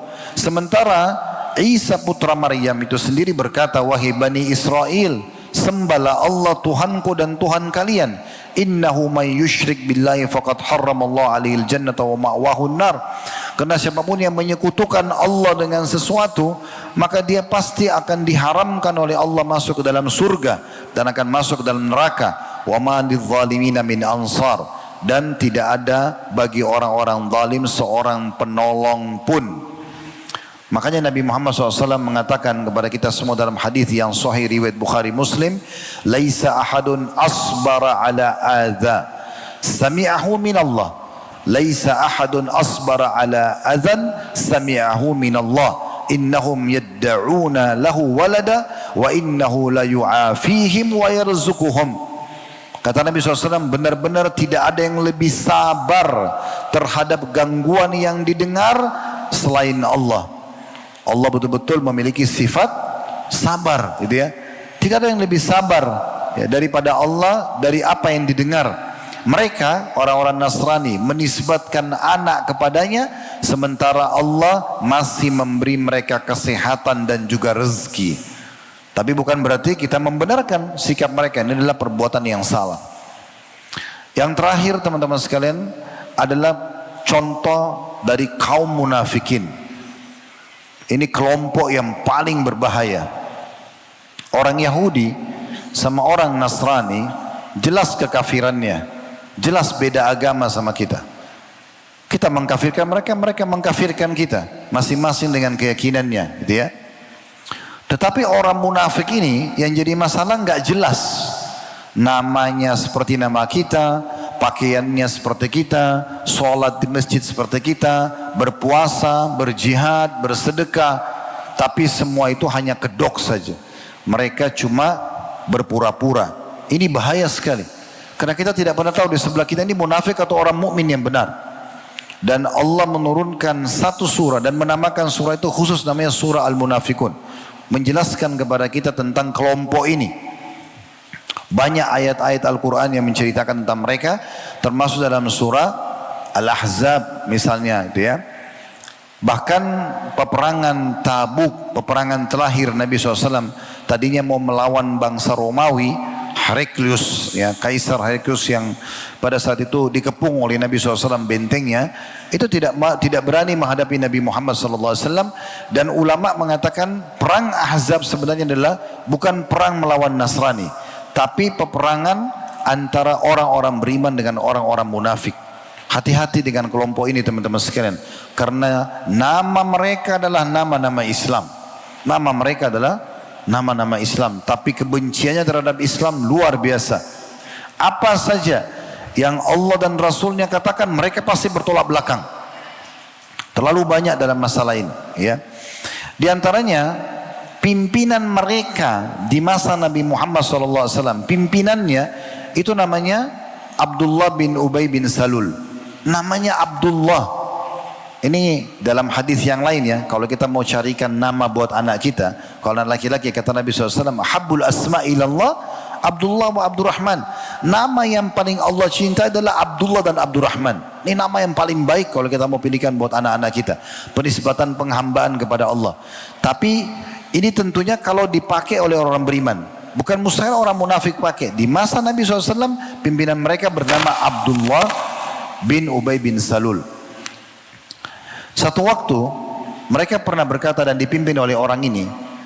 Mereka bilang, kami tidak pernah melihat orang seperti para qori Al-Quran itu, sambil menunjuk para sahabat Nabi, ya. Kecuali mereka adalah orang yang paling rakus perutnya, paling suka makan, paling dusta lisannya, dan paling pengecut ketika bertemu dengan musuh. Ini perkataan mereka pernah ucapkan itu, ya. Lalu pada saat mereka sudah ucapkan satu sama yang lain, rupanya ada beberapa sahabat menyampaikan kepada Nabi Muhammad SAW. Lalu mereka takut, jangan sampai ada ayat Al-Quran yang turun membongkar perkataan mereka ini. Tapi subhanallah, Allah turunkan surah At-Taubah, surah nomor 9 ayat 64 sampai 66. Perhatikan baik-baik kejadian sebab turunnya ayat ini ya. Mereka mengolok-olok orang-orang muslim, mengatakan paling rakus makannya, paling penakut menghadapi musuh, gitu kan. Dan perkataan-perkataan yang tidak layak. Seperti misalnya tadi mereka mengatakan paling dusta lisannya, gitu ya. Maka Allah turunkan firman-Nya dalam surah At-Taubah, surah nomor 9 ayat 64 sampai 66, membongkar kedok orang-orang munafik ini. Dan ayat ini setiap kali Anda baca, maka ini berarti tentang kisah tersebut. Ya, Allah suruh kita mengenangnya. Yahdharul munafiquna an tunazzala alaihim suratun tunabbi'uhum bima fi qulubihim. Qul istahzi'u innallaha mukhrijum ma tahdharun. Wa la in sa'altahum la yaqulunna innama kunna nakhudu wa nal'ab. Qul abillahi wa ayatihi wa rasuli kuntum tastahzi'un la ta'tadiru qad kafartum ba'da imanikum in na'fu an ta'ifatin minkum nu'adzib ta'ifatan bi'annahum kanu mujrimin. Terjemahan dua ayat ini At-Taubah 64 sampai 66 luar biasa. Kata Allah SWT, orang-orang munafik itu takut akan diturunkan satu surah yang menerangkan apa yang ada dalam hati mereka. Katakanlah hai Muhammad, teruskanlah ejekan-ejekan kalian. Sesungguhnya Allah akan menampakkan apa yang kalian takutkan itu. Allah turunkan ayat ini. Dan jika engkau bertanya kepada mereka, kenapa kalian ucapkan kata-kata itu? Kenapa bilang para sahabat itu adalah orang-orang yang paling rakus perutnya, paling dusta lisannya, paling penakut kalau bertemu dengan musuh? Mereka berkata, oh kami hanya bersenda gurau dan bermain-main saja. Itu kan cuma bercanda. Kalau sudah kepepet selalu begitu. Itu kan cuma bercanda, masa begitu aja sudah tersinggung misal. Maka Allah mengatakan, katakanlah hai Muhammad, dan ini menjadi sebuah hukum. Kita akan dengarkan nanti pendapat ulama menjelaskan ending atau penutup ayat ini. Katakan hai Muhammad, kata Allah kepada orang-orang munafik itu, apakah terhadap Allah, ayat-ayatnya dan rasul-rasulnya kalian berolok-olok, bercanda, main-main? Jangan kalian meminta maaf, karena sungguhnya kalian telah kafir setelah kalian beriman. Ya. Jadi Allah mencap Karena olokan mereka saja ini sudah cukup mereka kafir. Lalu kata Allah SWT, ya, kalau kami memaafkan sebagian dari kalian, kelompok itu, maka tetap yang sudah bertaubat, tetap kami akan menyiksa sebagian kelompok yang lain karena mereka adalah orang-orang yang berbuat kejahatan. Perhatikan teman-teman sekalian, mengolok syiar agama, apa saja, kalau sudah menjadi syiar agama, masjid, warnanya, bangunannya, atau apa saja. Tolong renungi ini ya. Kadang-kadang seseorang di antara kita tidak sadar dengan tutur katanya. Kalau Allah menyampaikan kaki kita ke sebuah masjid dan ternyata masjid itu kondisinya kotor, tidak terawat, kamar mandinya bau, tangkap pesan imannya. Allah sedang menginginkan Anda punya andil di masjid itu. Kesempatan kita, laundrykan, cucikan karpetnya, panas, datangkan kipas angin, belikan AC, rusak, renovasi, kamar mandinya bau, perbaikin, ajarkan marbotnya cara membersihkan, berikan anggaran bulanan agar bisa dirawat masjid tersebut. Bukan justru pulang dari masjid sambil mengatakan bau masjidnya, kotor masjid itu. Yang Anda sedang hina rumahnya Allah. Hati-hati, jangan sembarangan ngomong. Kadang-kadang ada orang bahkan sebarkan ke orang lain, jangan sholat di sana, masjidnya kotor tuh. Yang sedang dia hina itu rumah Allah. Kalau ada tamu datang bertamu di rumah kita, walaupun rumah kita misalnya berantakan, lalu dia sebarin rumahnya si fulan itu berantakan, pasti kita nggak terima. Bagaimana dengan rumah Allah? Hati-hati teman-teman sekalian. Syiar-syiar agama, simbol-simbol agama nggak boleh diolok. Bahkan sampai kepada pakaian muslim pun. Kalau kopiah ini sudah menjadi simbol Islam, jilbab juga begitu, sudah syiar agama, perintah agama, maka nggak boleh diolok. Jenggot, pakaian, penampilan ya, atau apa saja, nggak boleh diolok sama sekali. Mengolok-olok ini masuk seperti cirinya orang-orang munafik, bahaya sekali. Kalau Anda belum bisa mengamalkan, jangan olok orang yang mengamalkan. Nggak boleh sama sekali. Ini berbahaya. Perhatikan ya.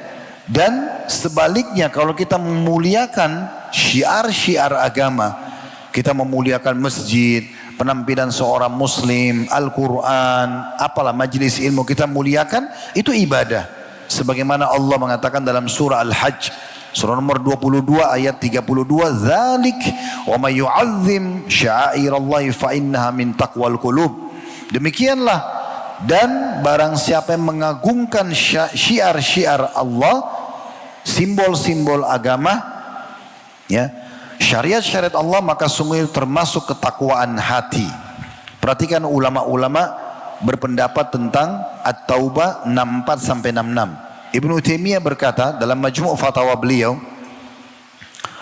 tentu juga di buku yang lain, di As-Sarim Maslul ala Syatimir Rasul, beliau mengatakan kurang lebih terjemahan ayat, dua ayat At-Taubah 64 sampai 66 tentang orang munafik yang mengolok-olok sahabat tadi, ya, karena penampilan mereka, lalu mengolok-olok tentang keadaan mereka, perangai mereka, merupakan nas. Nas itu naskah, nas yang jelas dan tegas bahwa orang yang memperolok Allah, ayat-ayat Allah, Rasul Allah, maka hukumnya kafir. Ini perkataan ulama, bukan perkataan saya. Fakhruddin Ar-Razi, dikenal dengan Ar-Razi rahimahumullah semuanya, dinukil dalam kitab Mafatihul Ghaib di jilid 11 halaman 124, berkata sungguhnya memperolok agama ini pada saat menjelaskan At-Taubah 64-66 ya, ulama tanggapi ini. Sesungguhnya memperolok agama Allah dalam bentuk apapun. Apapun itu kata Ar-Razi, hukumnya kufur. Sebab olok-olok menunjukkan penghinaan, sedangkan iman dibangun di atas pengagungan terhadap Allah. Mustahil penghinaan dan pengagungan berkumpul dalam satu hati. Saya ulangi lagi, ini perkataan luar biasa dari Ar-Razi. Sesungguhnya memperolok agama Allah dalam bentuk apapun hukumnya kufur. Sebab olok-olok menunjukkan penghinaan, sedangkan iman dibangun di atas pengagungan terhadap Allah. mustahil penghinaan dan pengagungan berada atau berkumpul dalam satu hati. Artinya kalau orang olok nggak mungkin dia puji, kalau orang puji nggak mungkin dia olok. Ibnul Jauzi menyebutkan dalam Zadul Al-Masir fi ilmu tafsir, buku yang beliau karang sangat masyhur, jadi 1 halaman 465, bahwa menjelaskan ayat At-Taubah 64 sampai 66 ya. Ayat ini menunjukkan beratnya dan bahayanya mempermainkan agama Allah walaupun hanya bercanda. Walaupun hanya bercanda. Bercanda saja. Olok-olok orang gitu kan. Contohin cara jalannya, olok-olok pakaiannya, olok-olok perangainya. Karena memang ayat ini turun orang munafik olok-olok perangainya dan penampilannya para sahabat. Lalu beliau mengatakan, Ibnul Jauzi mengatakan dalam buku ini, para ulama menjelaskan bahwa mengucapkan kalimat kufur tidak dibedakan antara serius maupun bercanda. Walaupun bercanda, ya. Selama ucapan itu mengandung penghinaan terhadap agama, terhadap Allah, agama, ayat-ayat dan Rasul Allah, maka hukumnya sangat berbahaya. Hal ini ditunjukkan oleh firman Allah dalam surah At-Taubah surah nomor 9 ayat 64 sampai 66. Ketika orang-orang munafik berdalih di ayat 65-nya sampai 66-nya, tadi 64 sampai 66, tapi ayat 65 sampai 66 kan orang munafik mengatakan, kata beliau, kami hanya bercanda dan bersenda guru aja, cuma bercanda aja kok, ya. Maka Allah mengatakan, jangan kalian minta maaf, sungguh kalian telah kafir setelah keimanan kalian. Ini menunjukkan bahwasanya bercanda saja dalam kalimat kufur sama hukumnya dengan bersungguh-sungguh. Ini perkataan Ibnul Jauzi rahimahullah. An-Nawawi, Imam Nawawi mengatakan dalam Rodatul Talibin di jilid 10 halaman 67, kurang lebih terimanya. Imam Nawawi mewakili mazhab Syafi'i. Seandainya seseorang menyebut nama Allah ketika sedang minum khamr, lagi mabuk, ya, atau lagi berzina dengan maksud melecehkan, ya, meremehkan dan melecehkan nama Allah, maka ia kafir. Contoh, maaf, ini saya contoh saja. Yang sudah menikah tahu, orang kalau mau hubungan biologis dengan istrinya misalnya, dia disunnahkan baca doa. Ya. Allahumma jannibna minasyaitan wa jannib syaitani ma razaqtani. Ya Allah, selamatkan kami dari syaitan dan selamatkan syaitan dari apa yang kau karuniakan kepada kami. Kata Nabi SAW, siapa yang baca doa ini pada saat biologis dan hamil istrinya, kalau dikarunia anak, anak itu tidak akan diganggu oleh syaitan selamanya. Contoh saja, ada orang mau zina, lalu dia baca doa itu. Ini mengolok-olok agama Allah. Karena doa itu bukan untuk zina, doa itu untuk nikah. Gak boleh. Ada orang makan babi sengaja baca bismillah, dia tahu babi itu haram. Dia mau minum khamr, ngapain bawa nama Allah di situ? Contohnya, ya. Atau dia tahu masuk masjid sunnahnya kaki kanan, baca bismillah wassalatu wassalamu ala rasulillah, a'udzu billahil azim wa biwajhil karim wa sultanil karim minasyaitonir rajim waftah li abwaab rahmatik misalnya. Minta supaya dibukakan pintu rahmat pada saat masuk masjid. Dia masuk ke diskotik, dia masuk ke tempat maksiat lalu dia baca itu misalnya. Olok-olok, ini semua tidak boleh. Ya. Orang-orang beriman itu dan berakal, kalaupun sampai dia berbuat dosa teman-teman, antara dia sama Tuhannya, dia merasa ketakutan dengan dosanya, dia khawatir Allah hukum, bukan malah membawa olok-olokan. Ini bahaya sekali. Ada orang sekarang suka buat heboh di media supaya dikenal, supaya banyak followernya. Karena makin heboh maka makin banyak orang yang nonton, maka makin banyak income-nya di media, maka tanpa memikirkan masalah ini. Tadi di awal pertemuan sudah kita jelaskan, kadang-kadang satu kata, satu kalimat yang mengundang murkanya Allah bisa cukup menjerumuskan ke dalam api neraka. Maka hati-hati teman-teman sekalian. Ini perkataan Imam Nawawi rahimahullah. Saya ulangi ya, seandainya seseorang menyebut nama Allah ketika sedang minum khamr, dia bilang bismillah tapi minum khamr, atau dia berzina, dia baca doa biologis yang halal tadi dengan maksud meremehkan dan melecehkan nama Allah, maka dia kafir. Untuk apa dia baca?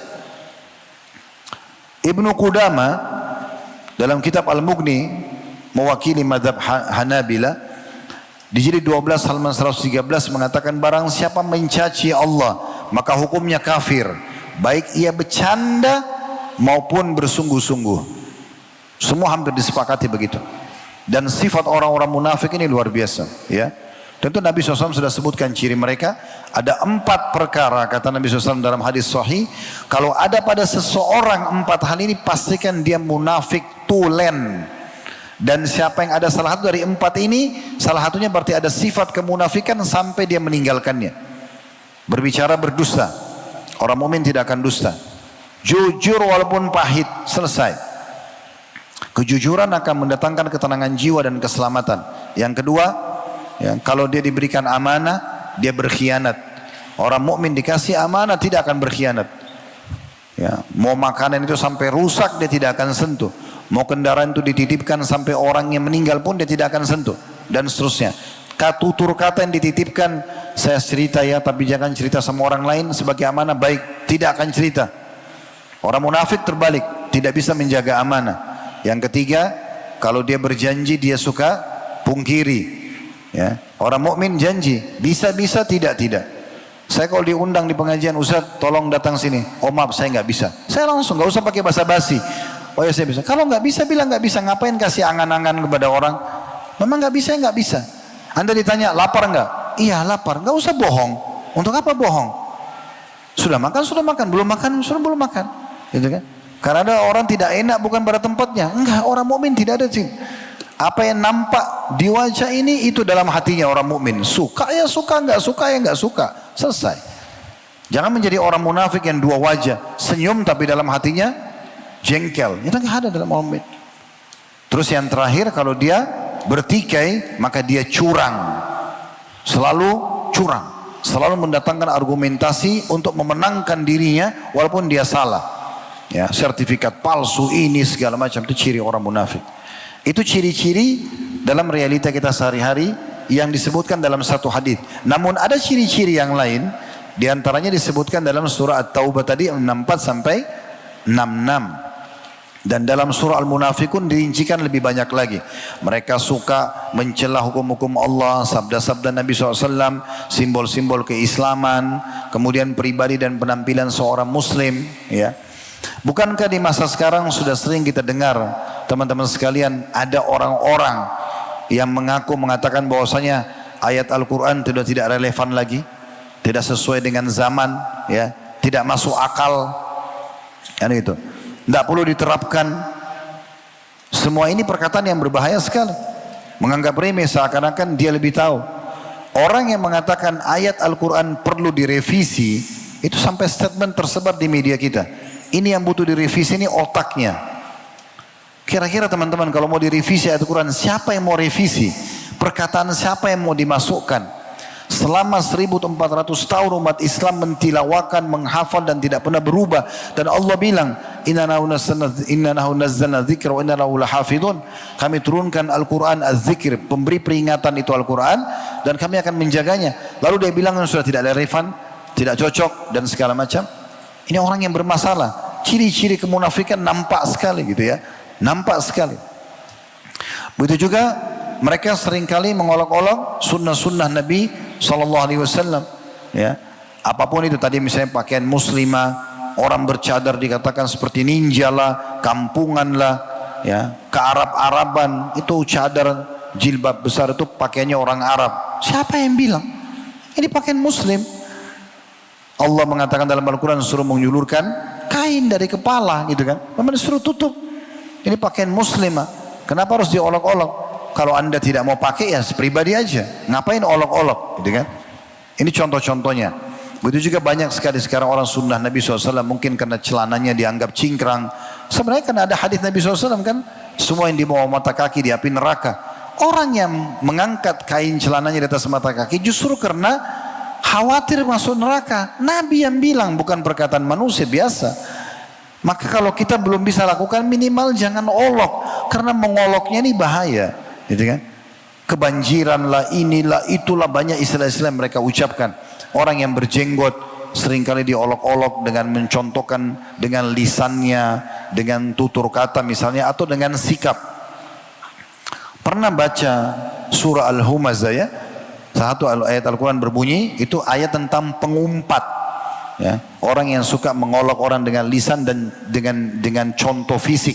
Allah mengatakan apa? Wailun likulli humazatin lumazah. Wail itu artinya kecelakaan, kebinasaan, kehinaan, lembah di api neraka untuk penyiksaan. Untuk setiap dua kelompok, humaza, lumaza. Apa kata ulama? Sebagian ulama, humaza adalah alladhi ya'ibun nasu biqaulihi, orang yang suka menceritakan aib orang lain dengan lisannya. Sementara lumaza bedanya cuma di huruf pertama. Yang pertama pakai ha, yang kedua pakai lam. Lumaza itu alladhi ya'ibun nasu bifi'lihi, orang yang mencontohkan aib orang lain dengan sikapnya. Temannya cadel dicontohin, pincang kakinya dicontohin, jadikan bahan olok-olok. Ini bahaya sekali. Apalagi kalau orang-orang beriman, ya. Jangan terpengaruh teman-teman hanya karena kondisi ekonomi dia biasa, penampilannya biasa, lalu kita anggap remeh orang lain. Bahkan dalam Islam ada namanya hukum syamata, menganggap remeh orang lain. Umar bin Khattab mengatakan, saya khawatir kalau ada seorang ibu hamil lewat di depan saya dengan perut besar, lalu saya katakan, ih perutnya besar ya, saya takut Allah tiba-tiba membuncitkan perut saya. Gak boleh. Nanti akan kita bahas panjang lebar juga di malam nanti tentang masalah olokan muslim terhadap muslim yang lain.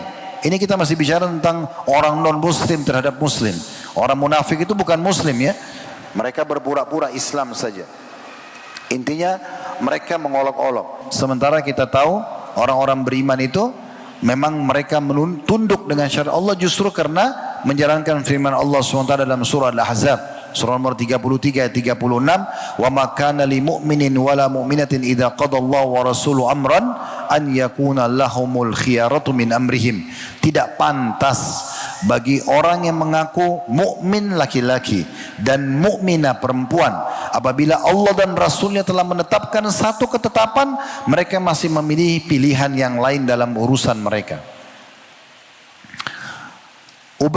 Abdullah bin Ubay bin Salul juga pernah punya kejadian ini, dan ini ciri yang lain juga ya, dalam surah Al-Munafikun. Pernah terjadi teman-teman sekalian, dalam satu perjalanan peperangan Nabi SAW pulang dari perang ya, di tengah jalan ada dua orang muslim, dua-duanya kebetulan posisinya sebagai budak, hamba sahaya. Yang pertama itu Jahjah Al-Ghifari, ini budaknya atau mantan budak tepatnya ya, mantan budaknya Umar bin Khattab. Umar bin Khattab sudah bebasin dia dengan satu orang dari kalangan Ansar. Maaf, yang satu ini bukan budak, Jahjah saja ini mantan budaknya Umar. Yang satu ini dari golongan Ansar bernama Sinan bin Wabr al-Juhani. Mereka sama-sama ngambil air di satu sumber air, tiba-tiba bertikai. Entah apa sebabnya bertikai. Pada saat lagi bertikai, rupanya mereka karena baru pulang perang, masih panas-panasnya dengan perlengkapan perang, maka tiba-tiba salah satunya mengatakan, wahai orang yang Jahjah ini bilang, wahai muhajirin, tolong saya. Dia panggil orang-orang yang hijrah dari Mekah, muhajirin. Maka sebagian orang muhajirin ada yang datang mau menolong dia. Maka si Sinan ini orang Madinah Al-Ansar bilang juga, wahai orang-orang Ansar. Manggil juga kelompoknya dia. Maka berkumpul juga orang Ansar. Ini hampir dua muslim bertempur ini, hanya karena pertikaian yang terjadi. Waktu mendengar itu, tokoh orang munafik yang namanya Abdullah bin Ubay bin Salul tadi menunggangi keadaan.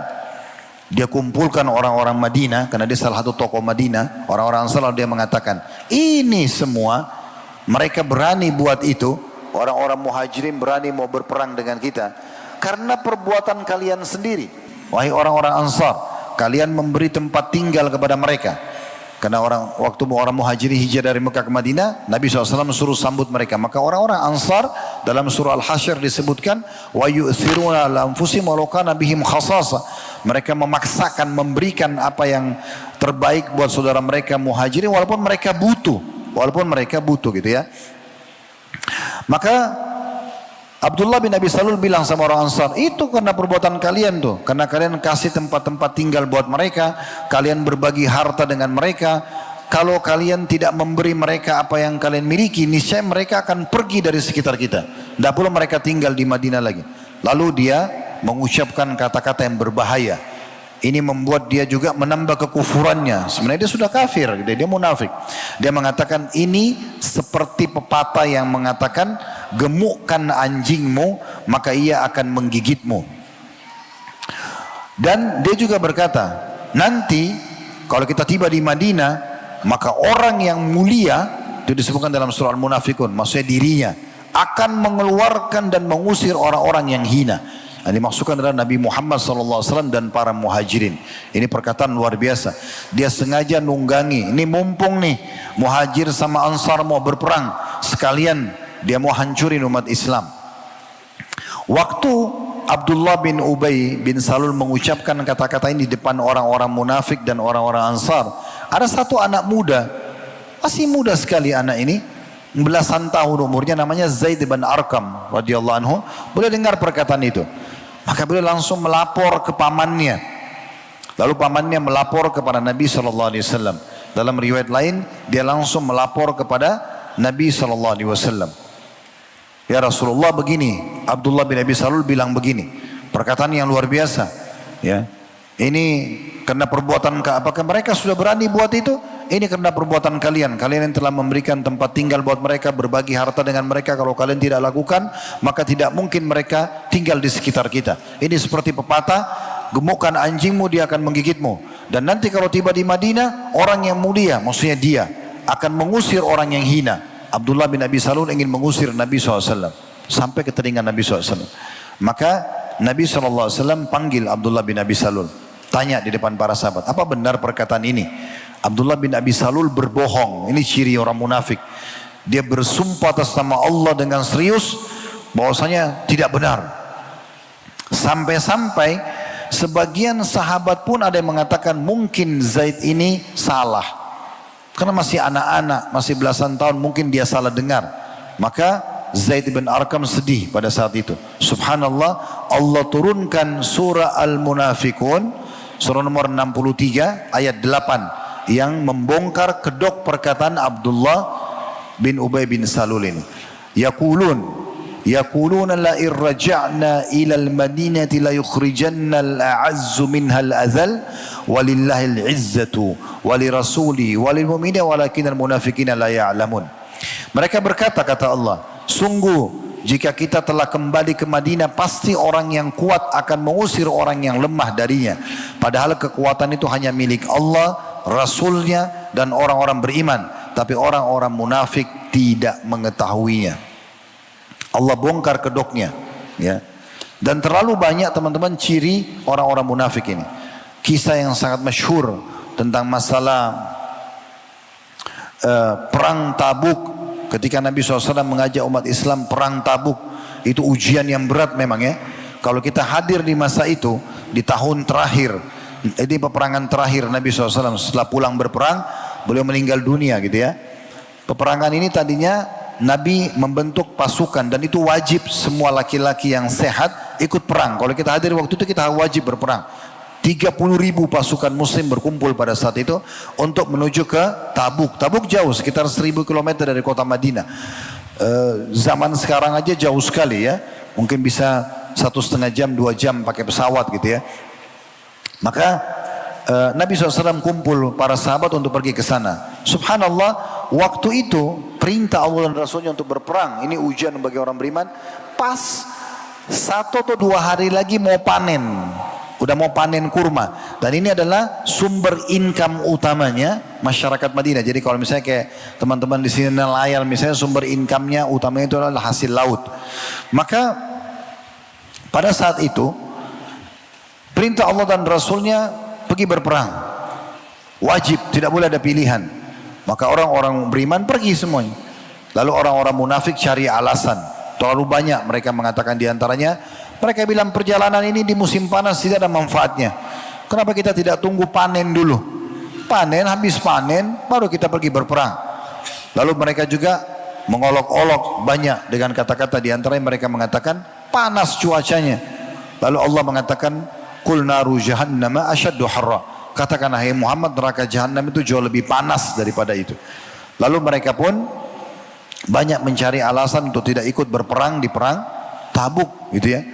Dan ada 3 orang sahabat yang tidak ikut, akhirnya dihardik selama 50 hari, gitu kan? Sampai turun ayat Al-Quran surah Taubah menyebutkan dan menerima, Allah menyebutkan bahwa Allah menerima taubat 3 orang sahabat ini. Karena wajibnya pada saat itu.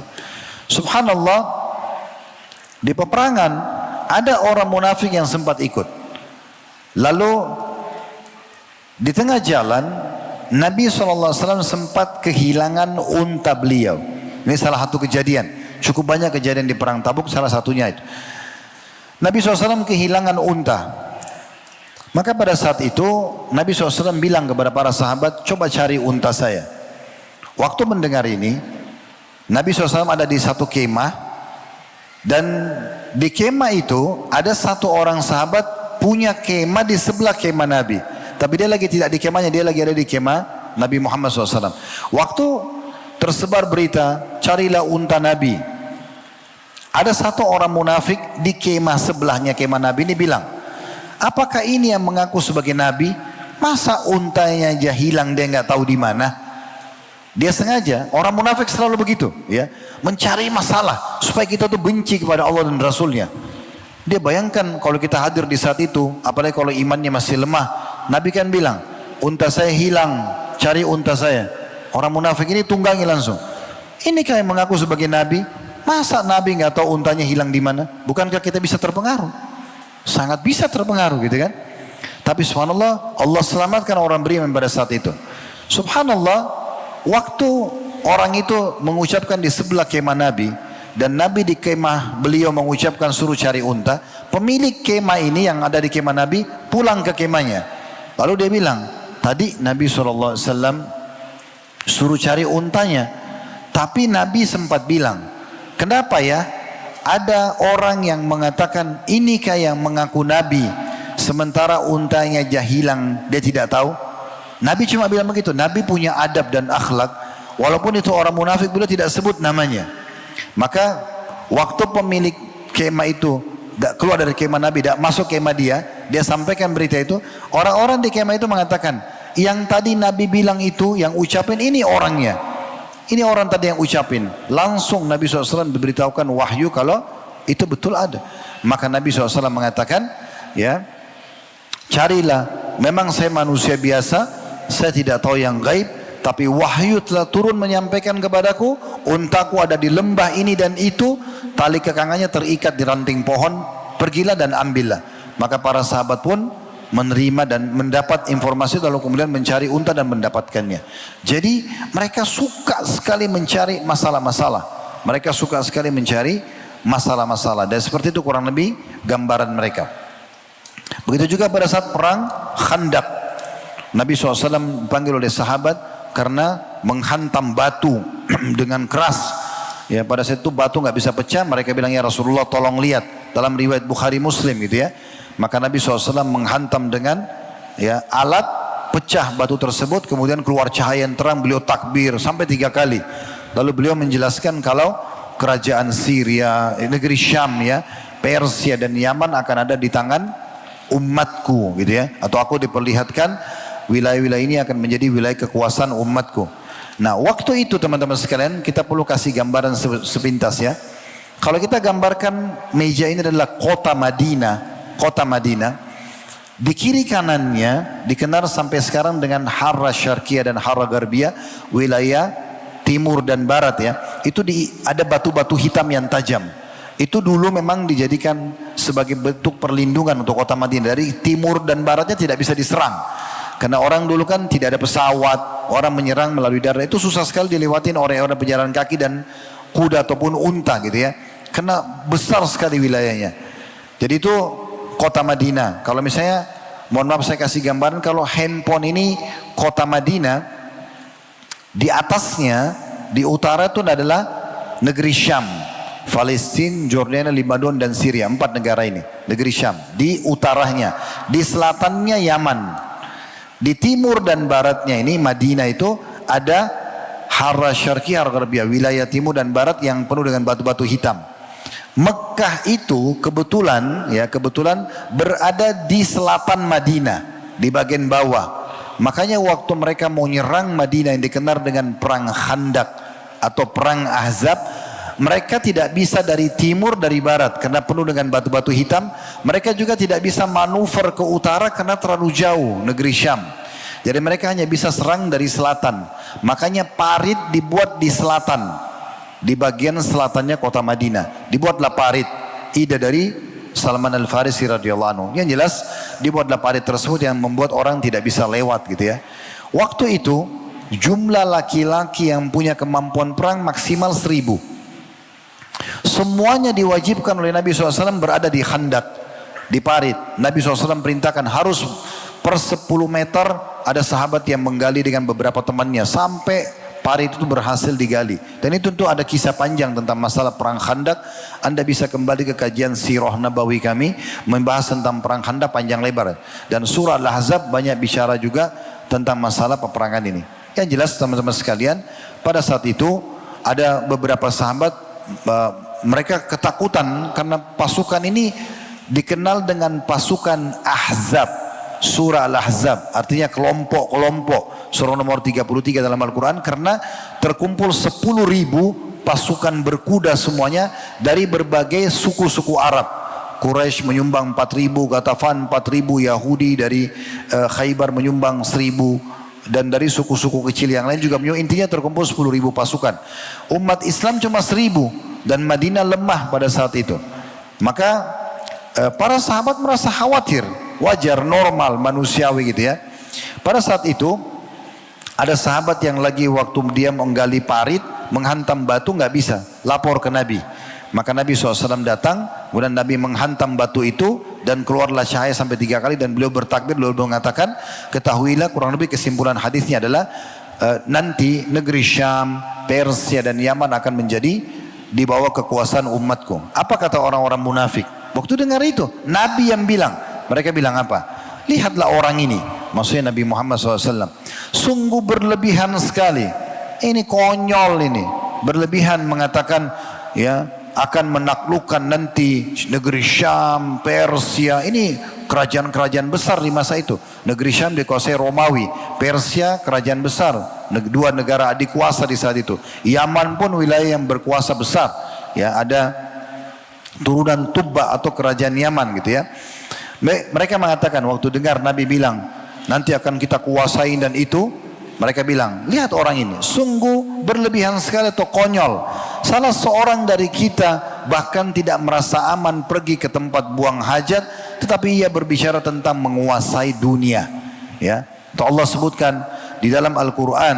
Ya, mereka mengatakan ma wa'adanallahu wa rasuluhu illa gurura. Sungguhnya kami tidak dijanjikan Allah dan Rasulnya kecuali janji-janji palsu saja. Janji-janji palsu. Mereka begitu. Selalu menyakiti umat Islam dengan berbagai macam kejadian. Tapi subhanallah yang terbukti betul. Belum berapa tahun Nabi SAW meninggal. Di zaman Umar bin Khattab. Ya kita tahu di tahun 15. Umar bin Khattab berkuasa dari 13 sampai 23 Hijriah. 10 tahun beliau berkuasa. Di tahun 15 Hijriah. Umar bin Khattab mengutus Khalid bin Walid dengan Abu Ubaidah bin Jarrah menuju ke negeri Syam, ke utara Jazirah Arab, dan takluk di tangan muslimin. Dan di saat itulah kunci Baitul Maqdis diserahkan kepada Umar bin Khattab. Itu tahun 15 Hijriah penyerangannya. Nabi meninggal tahun 11. Baru 4 tahun negeri Syam takluk. Kemudian tahun 16-nya Umar bin Khattab mengutus lagi Sa'ad bin Abi Waqqas, Qa'qa' bin Amir dan beberapa sahabat Nabi yang lain ridwanullah alaihim ke negeri Syam, ke negeri Persia. Kalau negeri Syam 12.000 pasukan, negeri Persia 30.000 pasukan. Itu menghadapi 250.000 pasukan Persia. Juga takluk di tangan muslimin. Di tahun 20 Hijriah, Umar bin Khattab mengutus Amr bin As hanya dengan 8.000 pasukan menuju ke Afrika Utara, Mesir, dan menaklukkan Mesir, dan akhirnya Afrika Utara, Mesir, Tunis, Jazair, Maroko takluk di tangan muslimin, yang akhirnya nanti membuka Islam di Afrika dan juga menuju ekspansi ke Spanyol. Maka ini janji Nabi SAW benar, tapi orang munafik selalu mengatakan itu tidak benar, selalu mengolok-olok agama Allah Subhanahu wa ta'ala. Dan memang teman-teman sekalian, kita nanti di hari kiamat justru orang-orang beriman yang akan menertawakan mereka. Kalau hari ini mereka tertawakan kita karena penampilan kita, karena syiar-syiar dan simbol-simbol agama yang kita pertahankan, maka di hari kiamat nanti kita justru akan menertawakan mereka. Sebagai menutup, Allah berfirman dalam surah Al-Mutaffifin, surah nomor 83 di ayat 34-35, fal yawmal ladzina amanu minal kuffari yadhakun. Pada hari itu nanti di hari kiamat, orang-orang beriman akan menertawakan orang-orang kafir, di antaranya orang-orang munafik ini. Maka banyak berlindung teman-teman sekalian dari orang-orang munafik ini. Jagalah kemurnian iman kita. Kalau kita mau bahas mereka ini panjang sekali dan banyak kasusnya terjadi. Bahkan mereka berusaha membunuh Nabi SAW pada saat pulang dari perang Tabuk. Namun Allah gagalkan prosesi pembunuhan tersebut. Dan mereka terus menyakiti Nabi SAW. Masih ada kisah ifk. Mereka memfitnah ibunda Aisyah berzina dengan Safwan. Dan Allah akhirnya turunkan dalam surah An-Nur pembebasan Ummul Mukminin Aisyah dari tuduhan tersebut. Dan terlalu banyak hal-hal yang mereka lakukan. Maka hati-hati dengan ciri-ciri begini. Kalau anda temukan ada orang yang namanya Muhammad, namanya Aisyah, namanya Abdullah, namanya Abdurrahman, tapi benci sekali dengan Islam, maka pastikan ada ciri kemunafikan sampai dia bertaubat. Tapi kalau nama dia mungkin bukan nama Islam, tapi dia membela Islam, maka mungkin dia benar dengan keimanannya. Allahu a'lam. Sampai sini bahasan kita teman-teman sekalian. Ya, semoga Allah SWT menjadikan iman bermanfaat dan juga mengikhlaskan niat kita. Mungkin begitu dari saya. Kalau benar dari Allah silakan diambil dan diamalkan. Kalau salah dari saya mohon dimaafkan dan saya istighfar kepada Allah Subhanahu wa taala. Subhanakallahumma bihamdika asyhadu an la ilaha illa anta astaghfiruka wa atubu ilaik. Wassalamualaikum warahmatullahi wabarakatuh.